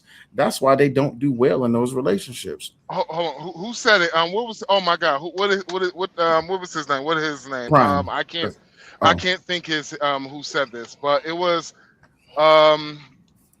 He said, when it comes to black women dating white men, his white skin covers all multitude of imperfections and sin.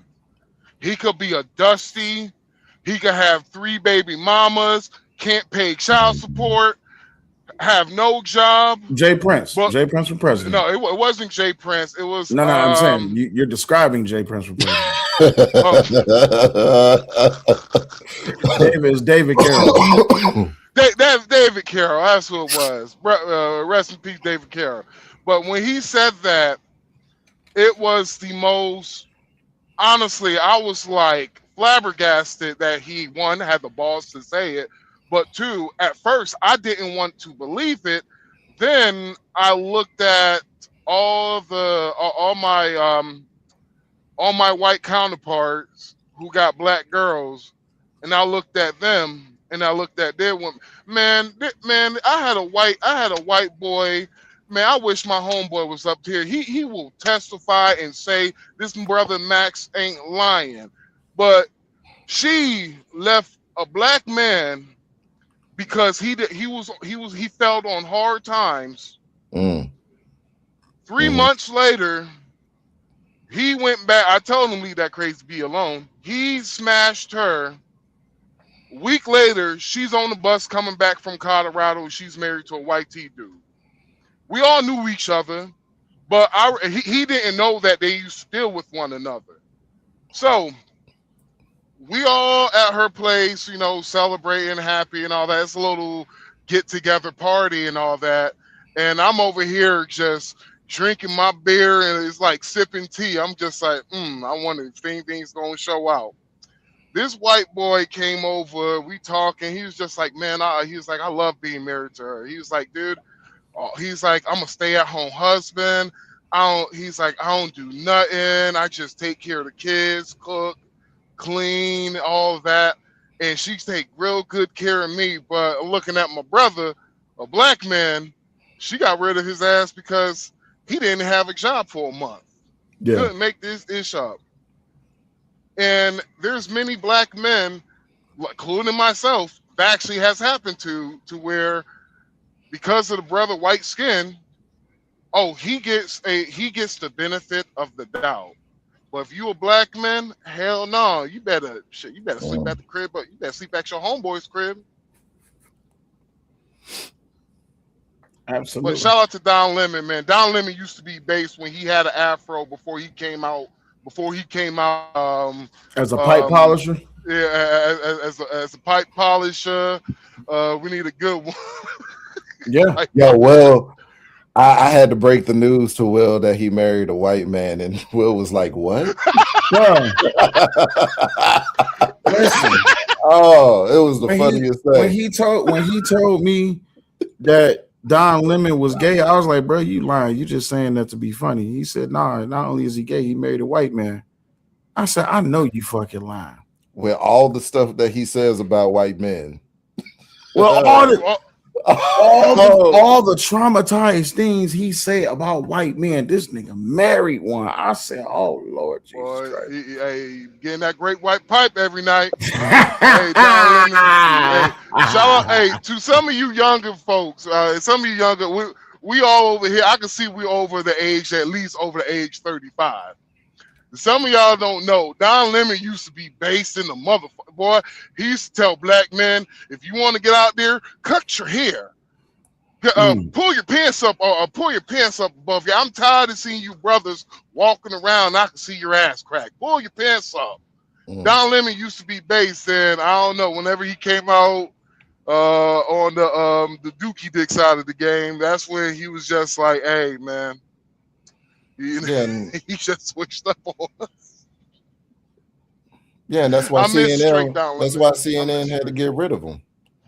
You know what I mean? Because you just stop. You can't be in a substantial news organization and not make any sense. Like you could get it wrong some of the time. You can make a few mistakes, but you can't. You don't know the reason why they got rid of him? You can't consistently be full of shit. No, it's What up, because Wall Street? he was consistently full of shit. No, Hey, no, they got rid of Don Lemon because they claimed Don Lemon was sexist. Yes, that's why they got rid of him. They said he was sexist. I want to play this though because y'all brought up the late. Anytime somebody bring up the late great David Carroll, rest in peace. Always got to play a little something. You know, David, I also had a problem with you saying how black women, we just melt in the arms of white men. We all tame with them, but we wild with y'all. Well, I'm just going to be honest with you. That's because white men provide security. And not only in the forms of financial security, but physical security. Black men are cowards, and I think a lot of people know that by now. They're effeminate. The reason why I say they're cowards is because they're extremely effeminate.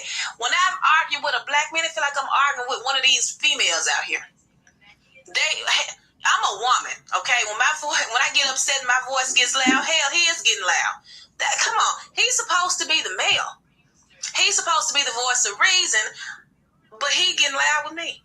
We sitting up arguing all night like two damn women. He's in the mirror longer than me. He's getting pretty. He's getting cute. He's swinging his dreads around. You know, it's just, they're not masculine enough. They're just not. They can't contribute. They're nomads. You know, like I said, they come with an extensive criminal background. Not to mention, they come with children from more than 2 or 3 women. Oh, David, we're sick of that. What demographic of women? They come with children from what demographic of women?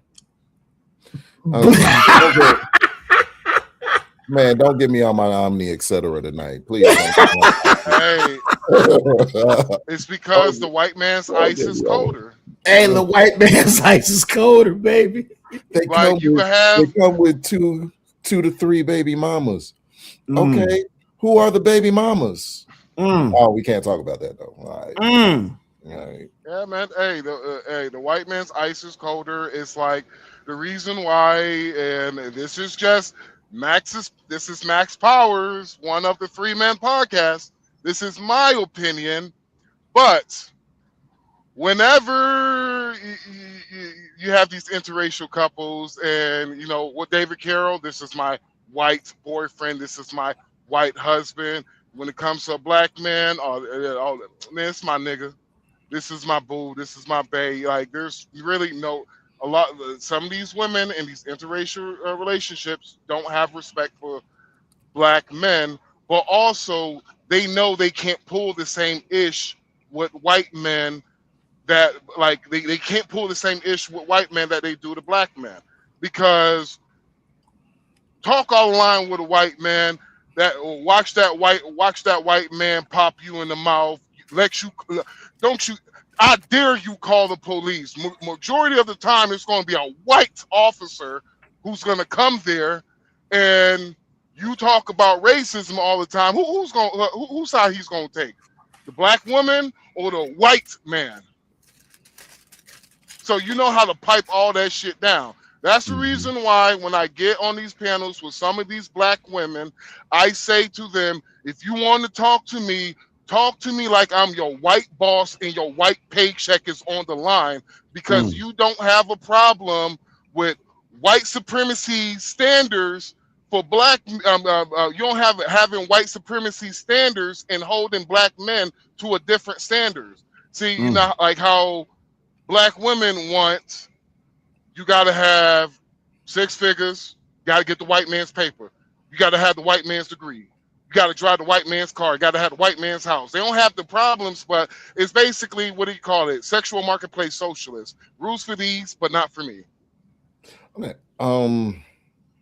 We didn't get to that. I know I said a lot. Part of that, did we? No, Shout out to you David said Carroll. we didn't get to we didn't get to David part yet. I can I gotta deal with your baby mama drama, and I usually don't use that term, baby mama, but you know what I'm saying. We gotta deal with. Hold up a second. That's crazy. Wall Street Willie, what up though? What it is for the diamonds. What's that? Hey, for the diamonds, boy. Hey, if I turn this light off right now, boy, the diamond's still gonna be shining. You understand me? Well, you got to take that off because black men aren't in a space that's where right. they You know what I'm saying? We don't deserve that. Yeah, okay. Let me put the diamonds up. I forgot. We don't deserve diamonds if we can afford them. Diamonds be triggering niggas. Let me go. I don't got no diamonds in this truck, but I do got some aluminum foil. You know, I can make a grill with this. Hey, there Hold on. With their other kids' moms. And I think since these men are so effeminate, they actually like that attention. They like to see her calling me and I'm calling her and we are. They love the attention. Again, like females. This is what they're like to us. It's just too much, David. It's too much. They're not worth the energy. They're definitely not worth the sex, and they're just not simply worth the investment in the long run. Sound like Leslie Jones, don't it? Okay, when a woman is coming with her degrees and her job experience, And that's her the home, point. The one nobody want. Mm. her car. Them the only No, ones she talking don't like want him. No, David, we don't want. That's not what we want. David, when we ride down the street, they look literally like clowns. Oversized clothes, baggy jeans, and what's with the homosexuality reference with them pants sagging? I can't take that anymore. I don't even know how black men think other people take them serious. What woman in her right mind is really seriously interested in, I'm going to give you my number? Give you my number for what? David, I remember one time I was at a gas station. The black man had his pants, of course, had his pants all sagging down and called himself wanting to give my number. What? That's another thing. Black men don't know how to talk or date, but I'll get to that. But basically, I guess he halfway thought, because he deal with ghetto women, he must have assumed that I was going to fall for his lame mess too, you know what I mean? And so he approached me and said, hey. See, this is what I don't like about how a lot of these effeminate men is pushing these feminism talking points in today's space. You know how old this video is? What is it, from the 80s, 90s? This video is from February 8th, 2015. Why does it sound like the same shit that they say today? It sounds like the same regurgitated shit that they still spit to this day. Because it's the same unwanted broad. Right? Like, nobody want her. I'm pretty certain, shorty, with that rhetoric, ain't nobody in your DMs. Like, you're not just naturally attracted men. I can't, dog. I really can't. I'm just be honest with you. It's only so much I could take, because will I say that there's a lot of credence to what she's saying in more ways than one? Yes. But here's the problem. For a particular demographic of black men, but not the black men that they're typically interested in. Yes. Like, you find a well-to-do. Perfect example. A while ago, there was the Pineapple Show. Who's the chick that runs the Pineapple Show? I forget her name. I can't remember. But she was real tight with MTR for a brief period. Anyway, there was this guy that was a nuclear physicist, or is becoming a nuclear physicist. He was on the path of becoming a nuclear physicist. Chick asked him, what does he do? You know what I'm saying? Was asking to get to know him. Saying, well, I'm studying to be a nuclear physicist. He was going, Melly Monaco, thank you. No chaser. And he was, you know what I'm saying, rattling off all the things that he's doing to advance himself in the world and whatnot. And salute to him, because I don't know what nuclear physicist is, but I know my degree, to become a software engineer, was damn hard earned. So I understand to some degree, right? A science degree is pretty difficult to obtain. So he says this, and she immediately says pineapples. No follow-up questions, no anything. And that's the trope of the show. Pineapples, move on to the next contestant. And Melly asks, oh, why'd you say pineapples? Why'd you say pineapples? It seemed like he got a lot going for himself. It's like, yeah, he just seems boring. The well-to-do black guy is boring. The well-to-do, the guy that's taking time, investing, working on himself, trying to level up in all the right ways that women claim to say that they want, more often than not, he's boring. Mm-hmm. And then the guy, what I'm saying, the nigga that's been to jail a bunch of time. He done either shot up the block or been shot by the block a bunch of times. He got baby mama. He's working on baby mama 5, 6, and 7. And you know what I'm saying? That guy is exciting. That guy's got all the excitement. Well, go ahead. No, I'm just saying it's crazy. And then when it doesn't work out, when that predictable train wreck doesn't work out, every black man gets painted with that brush. Well, that's just to that lame broad, right? Because you got to understand, there is a whole crop of black women that when they hear nuclear physicists or whatever homie did, they ears stand up. I'm not saying it's a lot of them, but there is a crop out there that do see that annual income. They do see the picket fence and the life they could have, and they want that. This broad is a goofy. Agreed. No, absolutely agreed. Any broad that thinks like that is a goofy. Well, see, the dangers are part about all of this, right? And tying this all back into, because I really want to get to this video from Stephen A. Smith about how it is that groupthink and lizard mindsets will drive people down a narrow road that's going to make it hard for them to find themselves back. But then you have a select few who speak out against the shit that they hear. And when they get called an outcast or they get called a traitor or something like that, sometimes they just got to respond. Like how Stephen A. Smith responded to Jason Whitlock. I don't know if y'all seen this video, but this shit was fire. Listen to this. A teammate and a friend, my best friends in the world, never bothered anybody. But because Jason Whitlock is so addicted and fixated on me, he's gonna go after my boys. It's who he is. And then he's trying to hide behind my quote unquote bump my basketball career. I didn't have one. Cracked my kneecap in half. Couple of months after I got there, it was over before it began, damn it. Who cares? I'm 58 years old in the business that you're in, and it's at the same time that you're in, smoking your ass. Smoking you. Talk your talk, Steven. You can't fuck with me, Jay. Damn. Not even a little bit. Damn. I need to follow Stephen A. on his new show. And your ass is smaller than a cockroach compared to me. You're nothing. You are an expert troller. I'll give you that.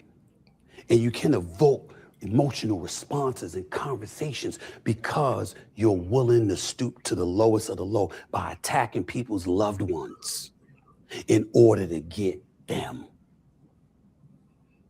But know this. All you're doing is getting a reaction out of me to address how despicable you truly are.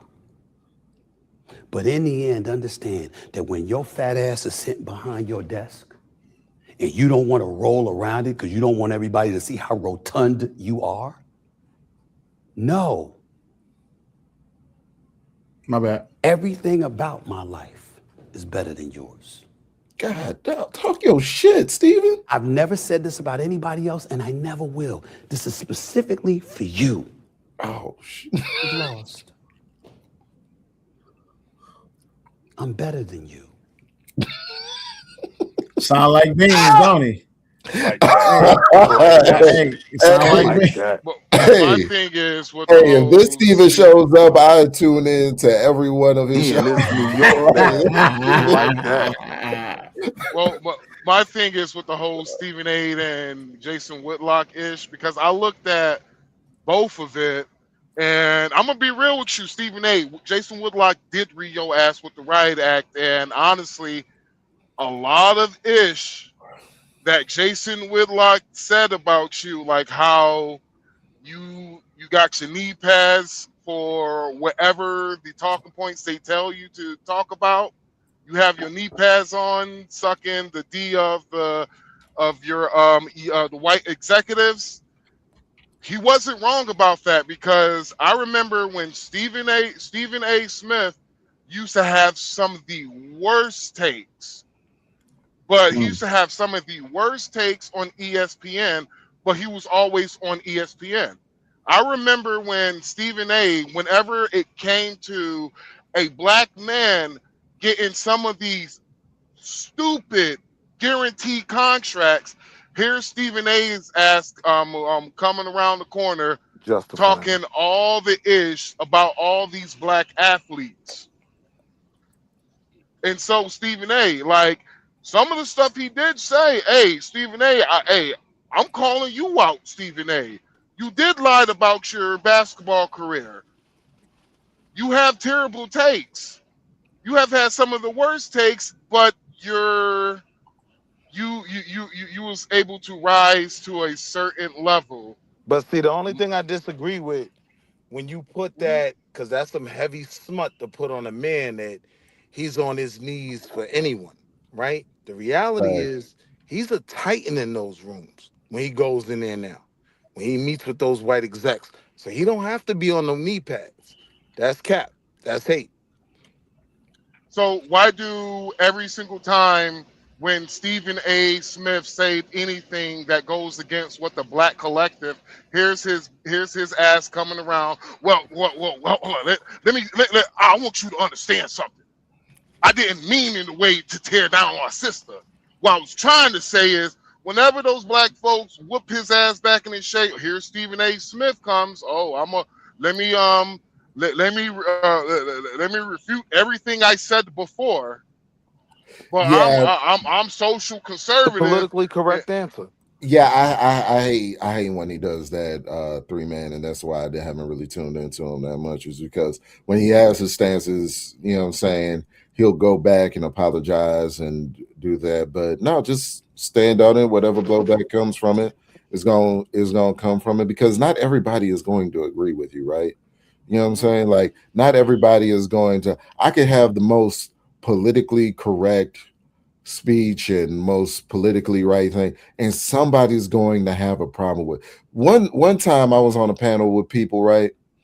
And somebody's complaint, literally, their complaint was, oh, you can't hate Omni because of the way that he talks, the way that he said, the way that he frames his arguments. You can't, you wind up, he puts you in this position where you can't hate him. Oh, so the objective was to get you to hate me instead of understand me. I understand. Okay, I got you. So that was their complaint, is that they couldn't hate me. They were complaining about the inability of hating me. So it was like, once I understood that, it was like, it doesn't matter what you say. Somebody is going to hate you for whatever stance you take. You just have to be strong in your convictions. And so I understand what you're saying about Stephen when he goes back, because you're talking about what he was doing with Jasmine Crockett, right? Let's stay there though, right? Like, not he only does with say Jasmine Crockett, inflammatory things. So if he walks it back to a degree, that doesn't mean because I'm very critical of him, but I've listened to when he's walked certain things back, and he doesn't just completely fall on the sword and say I was totally wrong, right? He kind of addresses it in a politically correct way. So I can't criticize him for that. When your career was made off of being inflammatory, you're going to have to walk some shit back. Well, he does that every single time when it comes to a black person that you're supposed to agree with. He did it with Kamala Harris. He did it with Jasmine Crockett. He did it with, if I remember correctly, Roland Martin. He will do that whenever, if you don't agree, like if you don't agree 100%, and Stephen A. Smith comes out and says something, here the black Democrats going to come and whoop his ass real quick, then he's going to, you know what, I was wrong. I shouldn't have said what I should have said to our sister. That's what will make him a great politician. And you got to play that game sometime. And one of the reasons why, even though him and Jason Whitlock got beef, got beef a long ways, but one of the reasons why that he is on Jason Whitlock's ass is the fact that Stephen A. Smith running for president was supposed to be a secret, and Jason Whitlock called that shit out. He called that shit out A year Sucker shit. prior, a year before, he said he was thinking about running for president. Yeah, but I don't think Stephen is quite positioned the way that he needs to be in order to actually make a campaign successful for a I bid for disagree. presidency. I don't think he is. I I really don't. disagree. I think in the time of an extremely polarized political environment, right? Yeah, he is prime to, you know what I mean, like exploit. You get what I'm saying? Or to take advantage of how polarized things are politically. And so a Mm. part of that is maintaining your space in the middle. If I went too far, all right, I'm gonna pull back on this, but I did mean that, right? And as critical as I am of him, he does that well. Like he doesn't when he does his little retractions and whatnot, it's not saying I was completely wrong. It's basically just saying I can understand how people have a problem with what I said, so let me correct it. But at the end of Well, the it's his day, actions. at the end of the day though, like, and I'm gonna lay here and put it like this: even with him interviewing Anton, right? I view that as a shot at Corey, because Corey was kicking his back in. You know what I mean? So he was strategic with how he made his moves. But the point I'm making is he's in a position where, yeah, these other guys, they have to talk about you. He could have gone a million years and never talked about Whitlock. That's what I'm saying, though. Like, I don't understand why he feels the need to in his position. But going back to the presidential thing, going back to, yeah, but you don't have to address every time I'm someone popping says your out. name. He from New You know what I York, mean? man. You don't have Stephen to. A. from New York, man. You You don't call have to my address. name, I'm coming like Candyman.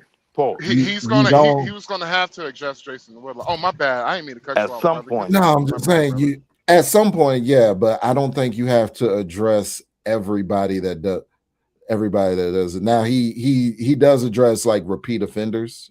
I don't know if Jason has been a repeat offender of this. Have they been, but like has Jason been at his neck for years and years or years? I mean, Stephen A. is a lightning Yeah. rod, so a Okay, lot of people okay. have been coming at him. Yeah. So I understand it when he finally like addresses people that have been at his neck for a long time. But that'd be exhausting. Every single time someone says something about you got to respond to it. Well, he had to shut Jason Whitlock up because he had to try to shut Jason. See, one thing that we can say now that journalism, actual journalism, is dead. All you get is opinion pieces now, That's right? a fact. That's a fact. Yeah. The problem is that Stephen A. Smith know Jason Whitlock is a journalist to the point to where he was actually able to get he was actually able to do all the he was actually able to point out the lies in his book, and not only point out the lies in his book, but actually had facts behind it. Because if you don't shut a journalist, an actual journalist like Jason Whitlock up, and don't get it twisted, I'm not 100%. I listen to Jason Whitlock every now and then. I don't agree with him all the time. Hell, he's been coming at Shedeur Sanders, Cleveland Browns all day, baby. But so calling him a journalist is kind of a stretch. He's a political pundit. How? You know when you're watching him, the opinion you're gonna get. Right. You know you're not gonna hear a leftist opinion when you watch anything he does. He's more of a political pundit than this journalist you're trying to make him. No, he's an actual journalist. When I say an actual journalist, is the fact that I have watched Jason Whitlock took Republicans' asses to the woodshed and whoop ass. That's not journalism. And so That's not journalism. That's gangbanging. But give me 1 second. Shout out to Stackbot CEO. He said, "Yo, family, what's going on, my man? Shout out to you down there in the DR putting in work. I still need that investment, big homie. I see what you're doing. Hey, Omni, I might need to holler at you about what Stackbot doing. He doing word. Hey, yo, listen, I might need to throw some money in this man because pause. Yeah, he building something good down there in the DR. And I see money coming. Put me on. I got a couple dollars. We talking about that. Hey, yo, listen. We talk Hey, later. I got a house in the DR. Link up, brother. Link up. See, look, more business. All I asked for was my little 10%. Hey, I'm gonna let y'all converse for a second. I'm gonna step away for catch a quick smoke right quick. Y'all go. I got it. But 3-man, this is why I say is that's not journalism, because journalism is just about, you know what I'm saying, reporting the facts, unbiased, unfiltered, just the facts, just the truth of what it is as it is. Everybody, as Will said, as Wall Street Willie said, everybody throws their own spin on things. Everybody throws their own rouge, their own bias is in the mix of it. And there's another thing too why I don't believe that journalism will ever make a comeback is because you know what really killed journalism? The 24-hour news cycle. The internet, yeah. The 24-hour news cycle. That killed journalism to the extent where everybody, Denzel said it best when he was being interviewed on a red carpet. I forget what year it was, but he said that news organizations, their job nowadays is to be first, not even to be accurate. Yep. You know what I'm saying? And that's the difference with journalism. Journalism is about being in depth. It's about breaking something. It's about getting those first interviews, and that's not and being as accurate as possible. Yeah. Everything moves so fast, it's old by Wednesday. So you just got to be first. You just got to be quick. So, my opinion, what killed journalism is everybody's a journalist now. You got a phone in your hand. Everybody's a journalist. All you got to do is put that camera on. Boom. Oh, this is going viral. You're technically a journalist. And so then what happened? You technically are, man. It's the fact that you are reporting some form of the news, but you have a phone instead of you have a guy with a camera and you're holding a mic. So then my question to you would be, how do you hold on, let me jump in right quick. Hold on for a second. Yes. See, I have no problem with the description that you just made, right? But then we have to talk about journalistic integrity, right? Because now what a lot of people are doing, they just gossiping, especially because YouTube gave people the ability to be able to go live. They're gossiping live so they can get super chats and cash apps and subscriptions. You see what I'm saying? So before you had to do pre-recorded uploads, but even then, that still was a form of gossip. I mean, look at all of the late night news stories. Like, bruh, the Juicy Smouye, if that wasn't the biggest gossip in history, which turned out to be a lie, and all of it, like when I think the last piece of journalistic integrity that I can say that was just straight cut down the middle was the what is it called? The Reagan tapes, the Reagan tape shit. Yeah, when Reagan, when I think it was no, it was actually Richard Watergate. It was actually it was actually Ronald Reagan. Ronald Reagan, whenever he came out and talked about the media, a couple of days later, somebody tried to take a shot at him. Yeah, Then that's when he was at he was doing a speech. Then a balloon popped and he yelled out, "You missed." Yeah. That's when you start seeing actual true journalism die. Since Seven said they might have a high marriage rate, but interracial, but in relationships, black women, white women, black men, white women couples have a 90% divorce rate. Yeah, because they realize that they don't have nothing in common. But back to this conversation that we having about journalism. Yeah, anybody with a phone, anybody with a microphone, yes, absolutely. They just, like, y'all remember the what was that girl's name from the Diddy trial? The Latino girl, light-skinned girl. I'm gonna tell you, Lisa Tales. There it is. Boy, Lisa Tales has so much coverage going on. She has so many people. But my thing was, Lisa Tales was a liar, and that's nothing against her.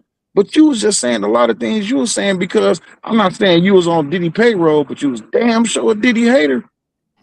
You was damn sure a Diddy lover from the things that you was saying. So where's the where's the integrity in all of politics? And it's not there. And I'm saying this about the Republicans and the Democrats. There's no integrity there. Now they're just slinging shit at the wall, just trying to see what stick, and it's getting people riled up. Look at the No Kings protest. Everything is just journalism, as they say. Absolutely. I don't even consider going back to Don Lemon. I don't consider him to be a journalist anymore. I really don't. Yeah. He's Because an if opinion you're a part of planning a protest, and that's walking into and disrupting You're more church of a political services. pundit. Yeah, you're more of a you're a political commentator that has an opinion. And that's all right. Everybody's entitled to their opinion. But you can't say that you're exercising journalistic integrity when you are essentially causing the news. You're a part of an act that was causing the news. You weren't reporting the news. You were a part of the thing. And so you were just, displaying the thing that you were a part of. You weren't actually reporting the news as the news unfolded. You were a part of that act. So I don't know, man. When it comes to journalistic integrity, I don't see it anymore. I really To don't. your point, that's why I was comfortable with him being charged, because it's like, so now if we open up this door, what happens when some Fox News pundit and Coulter, whoever, shows up with a bunch of white folk at Ebenezer Baptist Church? Right. And my mother's just trying to, worship. So I wasn't comfortable with that door being open with the connection he had to that group. So I get you. Not even that. Any idiot with a podcast, to piggyback off Can't call of themselves a journalist. three man's logic. Any dumbass with a podcast can take their camera phone and disrupt and walk into a mosque, and all of a sudden, oh no, I'm reporting what they're going on because I thought Al Qaeda was here. Where does it end? Well, it's because there's no more money in journalism no more. Opinion, if you basically just have opinions, you don't even have to tell the truth no more. The money is in clickbait and having opinion that majority of the culture appreciate. Example, if you decided one day, you know what, I'm going to be, F this conservative-ish. I'm about to be on the Democrat side of the game. You about to make you about to make more money than you ever thought you ever make doing podcasts, because of the fact that you really don't have to tell the truth. You just got to say, I hate Trump and the Republican Party, they're the devil. I guarantee you, oh man, you're going to shoot. One day you're going to wake up, be like Hassan Campbell. You're going to have, Hassan Parker, you're going to have 1 million subscribers. Oh man, you making millions of dollars a year. And you could photograph a protest saying that it's a peaceful protest, and it's not even the location that you're talking about. So yeah, being a journalist, the journalism is dead because there's no more money in it no more. Having an opinion and being a host, that's where the money is at now, bro. You can make thousands, you can make millions just doing that, and you don't even have to tell your audience the truth. And whenever your audience found out, well, the truth, you need to instead of you backtracking what you say, no, you just double down on the bullshit, and you're still going to make a lot of money.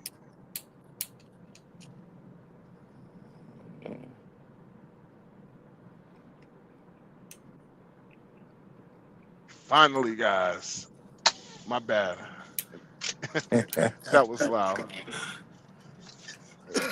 I mean, but that kind of goes into the whole Stephen A conversation, because to what you're saying, it could be argued he doesn't do that, right? He'll go back on his editorials and his op-ed pieces and say, all right, I didn't preface that right. So now when you giving Jason Whitlock all his credit for being a journalist, he never does that. Like, he sticks to his political allegiance because he knows that's what's going to put the money in his pocket, to your point. Even when Jason Woodlock is let's just say if there's something that he reported on it and it wasn't the truth, he will backtrack. I have watched him do this. He will backtrack and basically like say, yo, all of this, somebody got an echo. Is that me? I think as well. I'm on headphones, so it can't be me. So he's going to backtrack. Then he's going to report.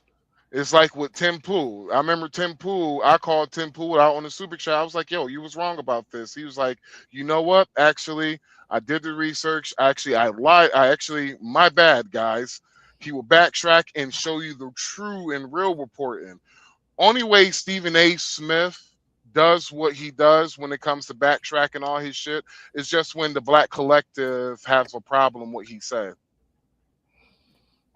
If it was example, if he say some false-ish, let's say about, I don't know, it could be any random political, let's just say he says some stuff about Tim Scott, senator from South Carolina.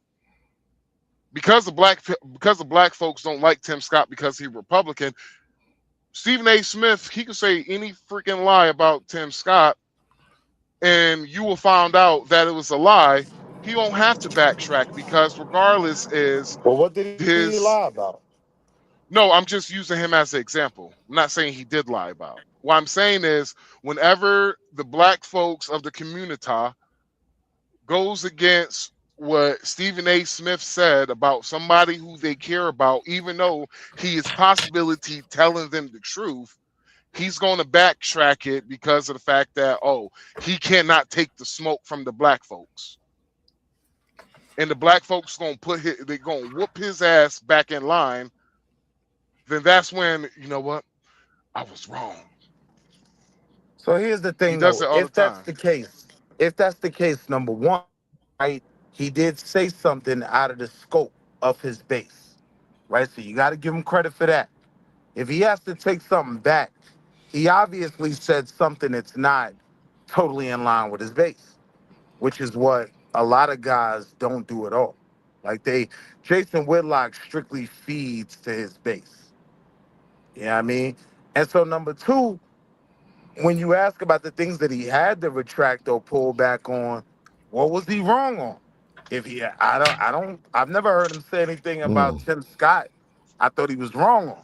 I was using as an example the reason why Stephen A. Smith will backtrack, because whenever he said the things about Jasmine Crockett, he was actually telling her the truth. He was actually being real. But then the community whooped his ass. He came back was just like, because his base doesn't agree, even though iron sharpens iron.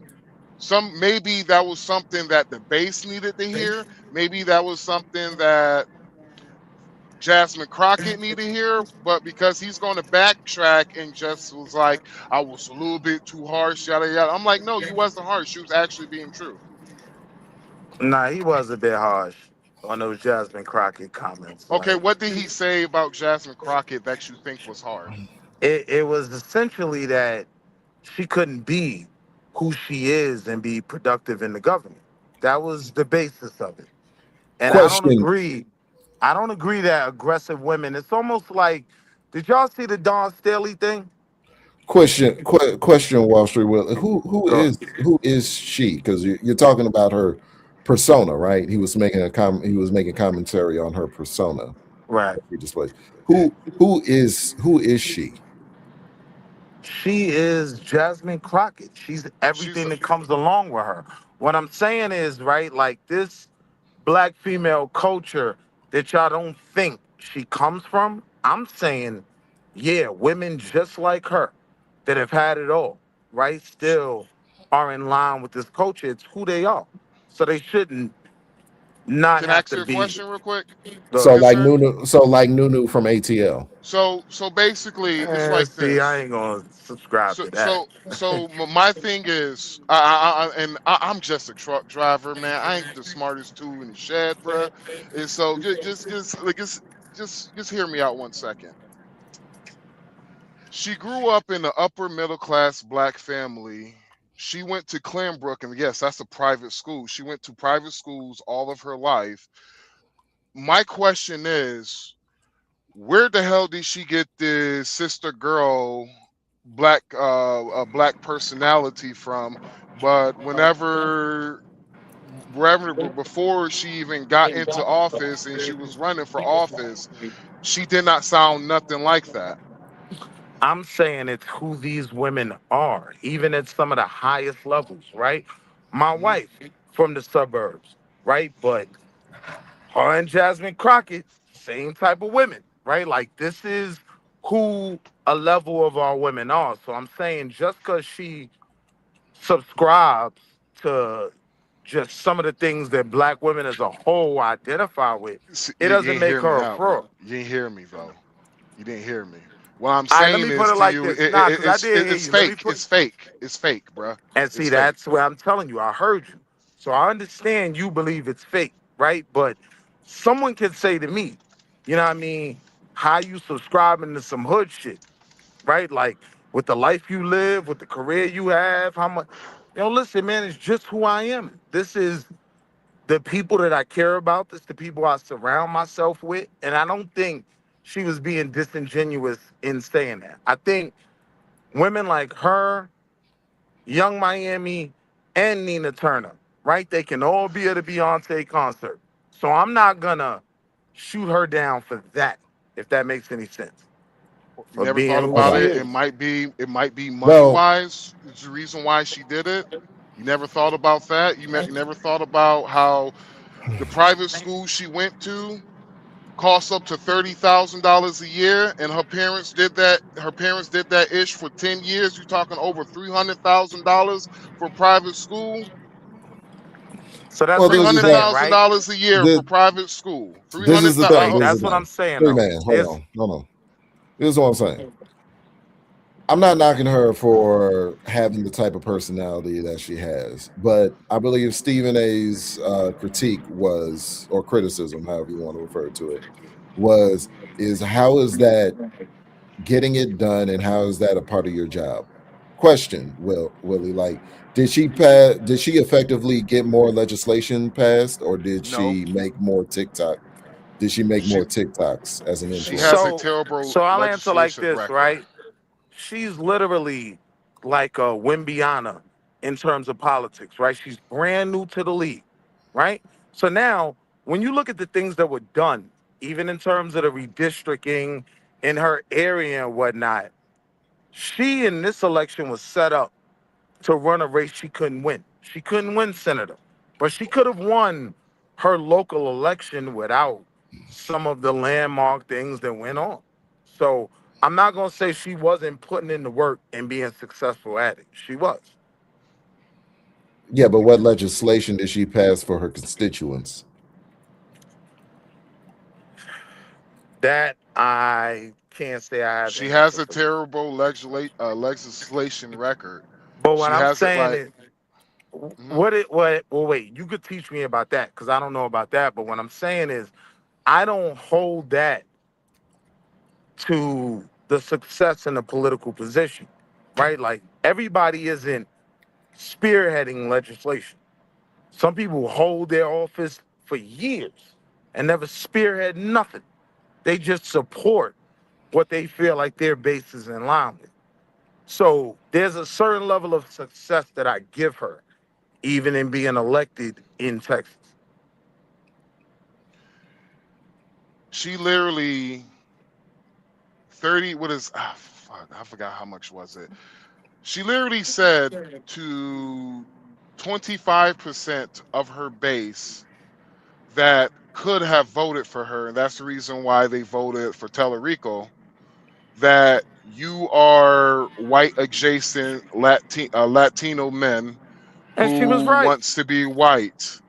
And the crazy part about it is that she She lost was talking because to Eduardo Rafael Cruz, aka she Ted. She was right. she was talking about the people that was voting, what could potentially vote for her. Not only that, you like, if you running for politics, the biggest no is to insult your base. That's the reason why, one of the reasons why Kamala Harris lost, because she was able to piss off Christians, Muslims, Jews, all at the same time. And I have no idea why she would ever do that, but that's what Kamala Harris did. And so that's the same thing Kamala Harris did. It's the same thing Jasmine Crockett did.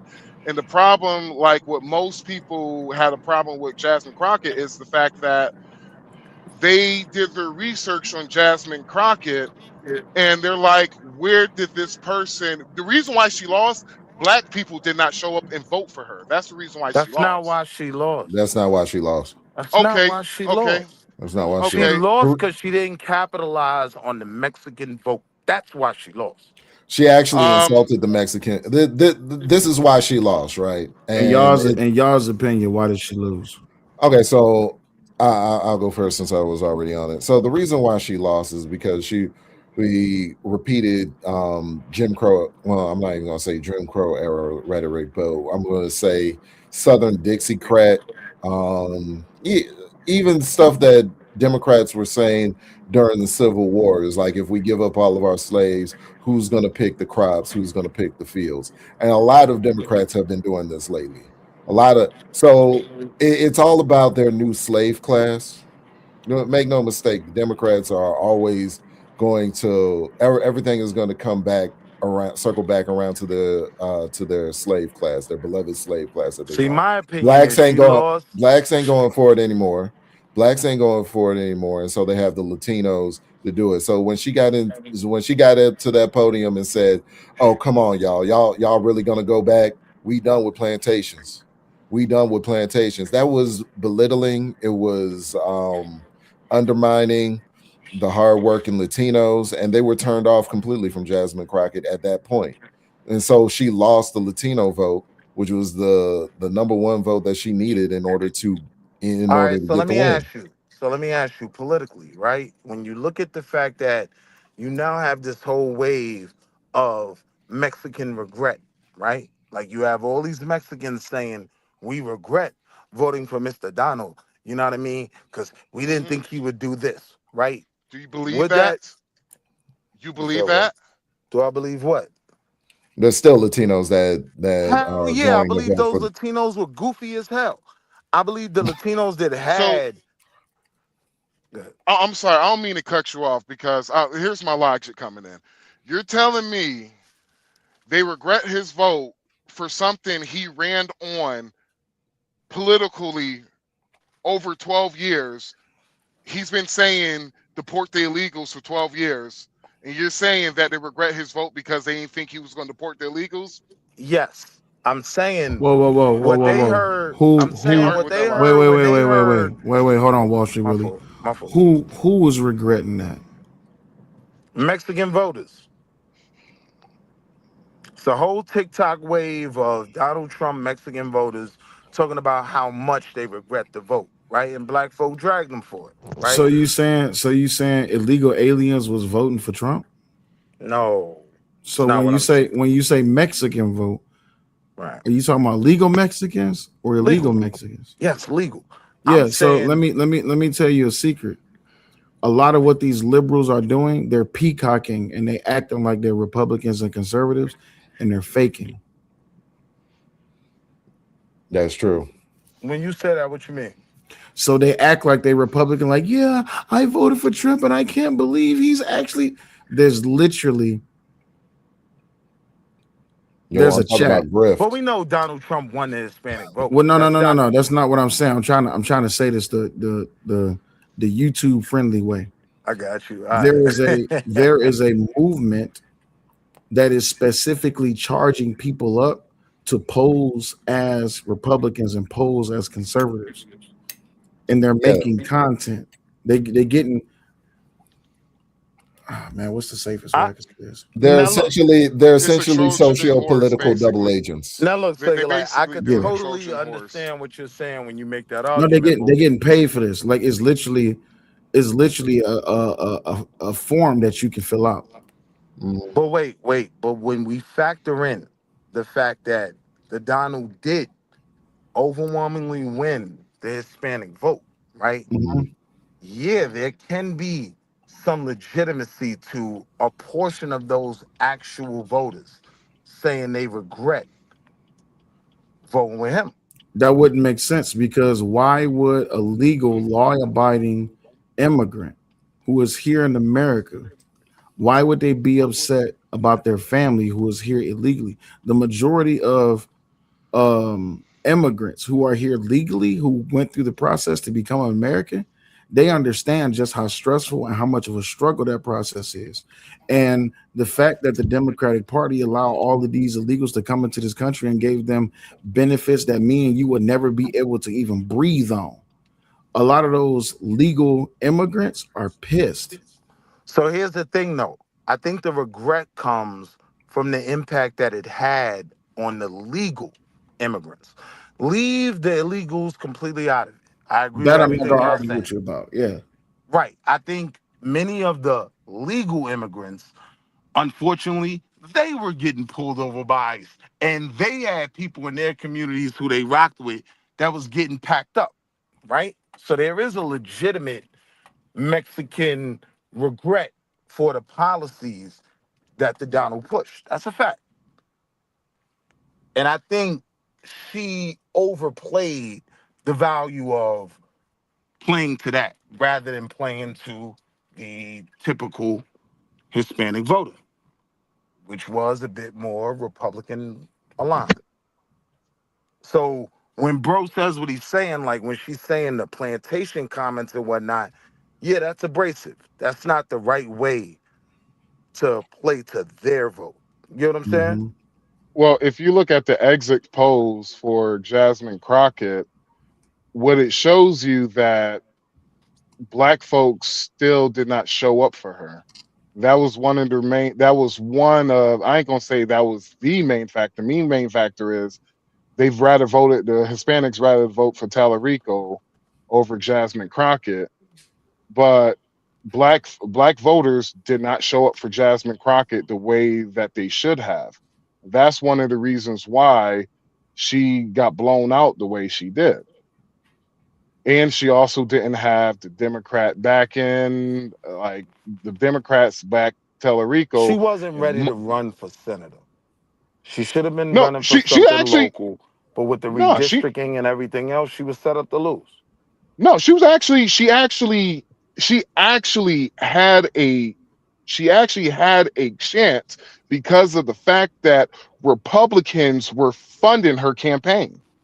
No political pundit agrees with that. Most agree she never had a shot.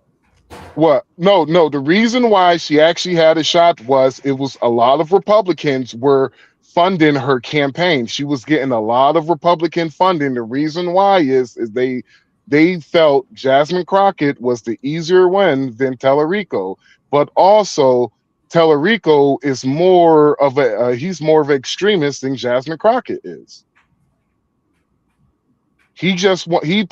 Jasmine Crockett, if Jasmine Crockett would have kind of played what Tallarico did as a moderate, he kind of come off as a moderate, but Tallarico has more extreme policies than Jasmine Crockett does.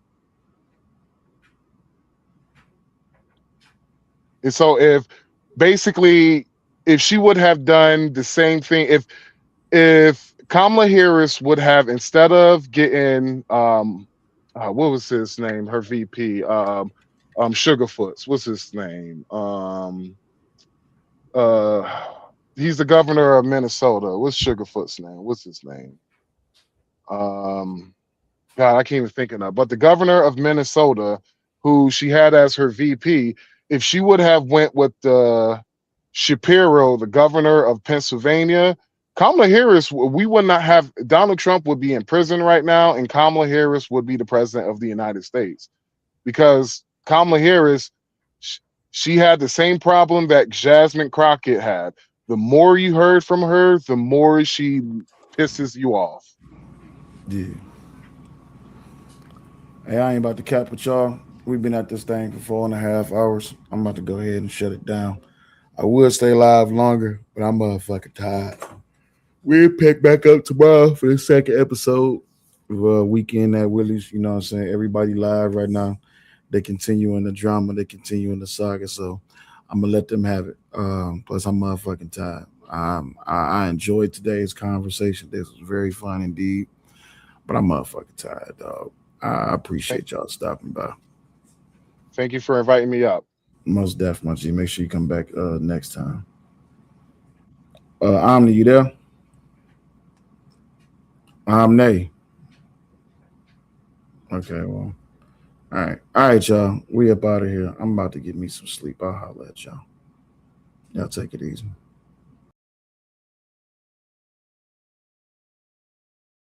Leave that dope alone. You haven't. So He need to leave that dope alone. Leave that dope alone. Leave that dope alone. Leave that dope alone. Leave that dope alone. Leave that dope alone. Leave that dope alone. He need to leave that dope alone. He need to leave that dope alone. He need to leave that dope alone. He need to leave that dope alone.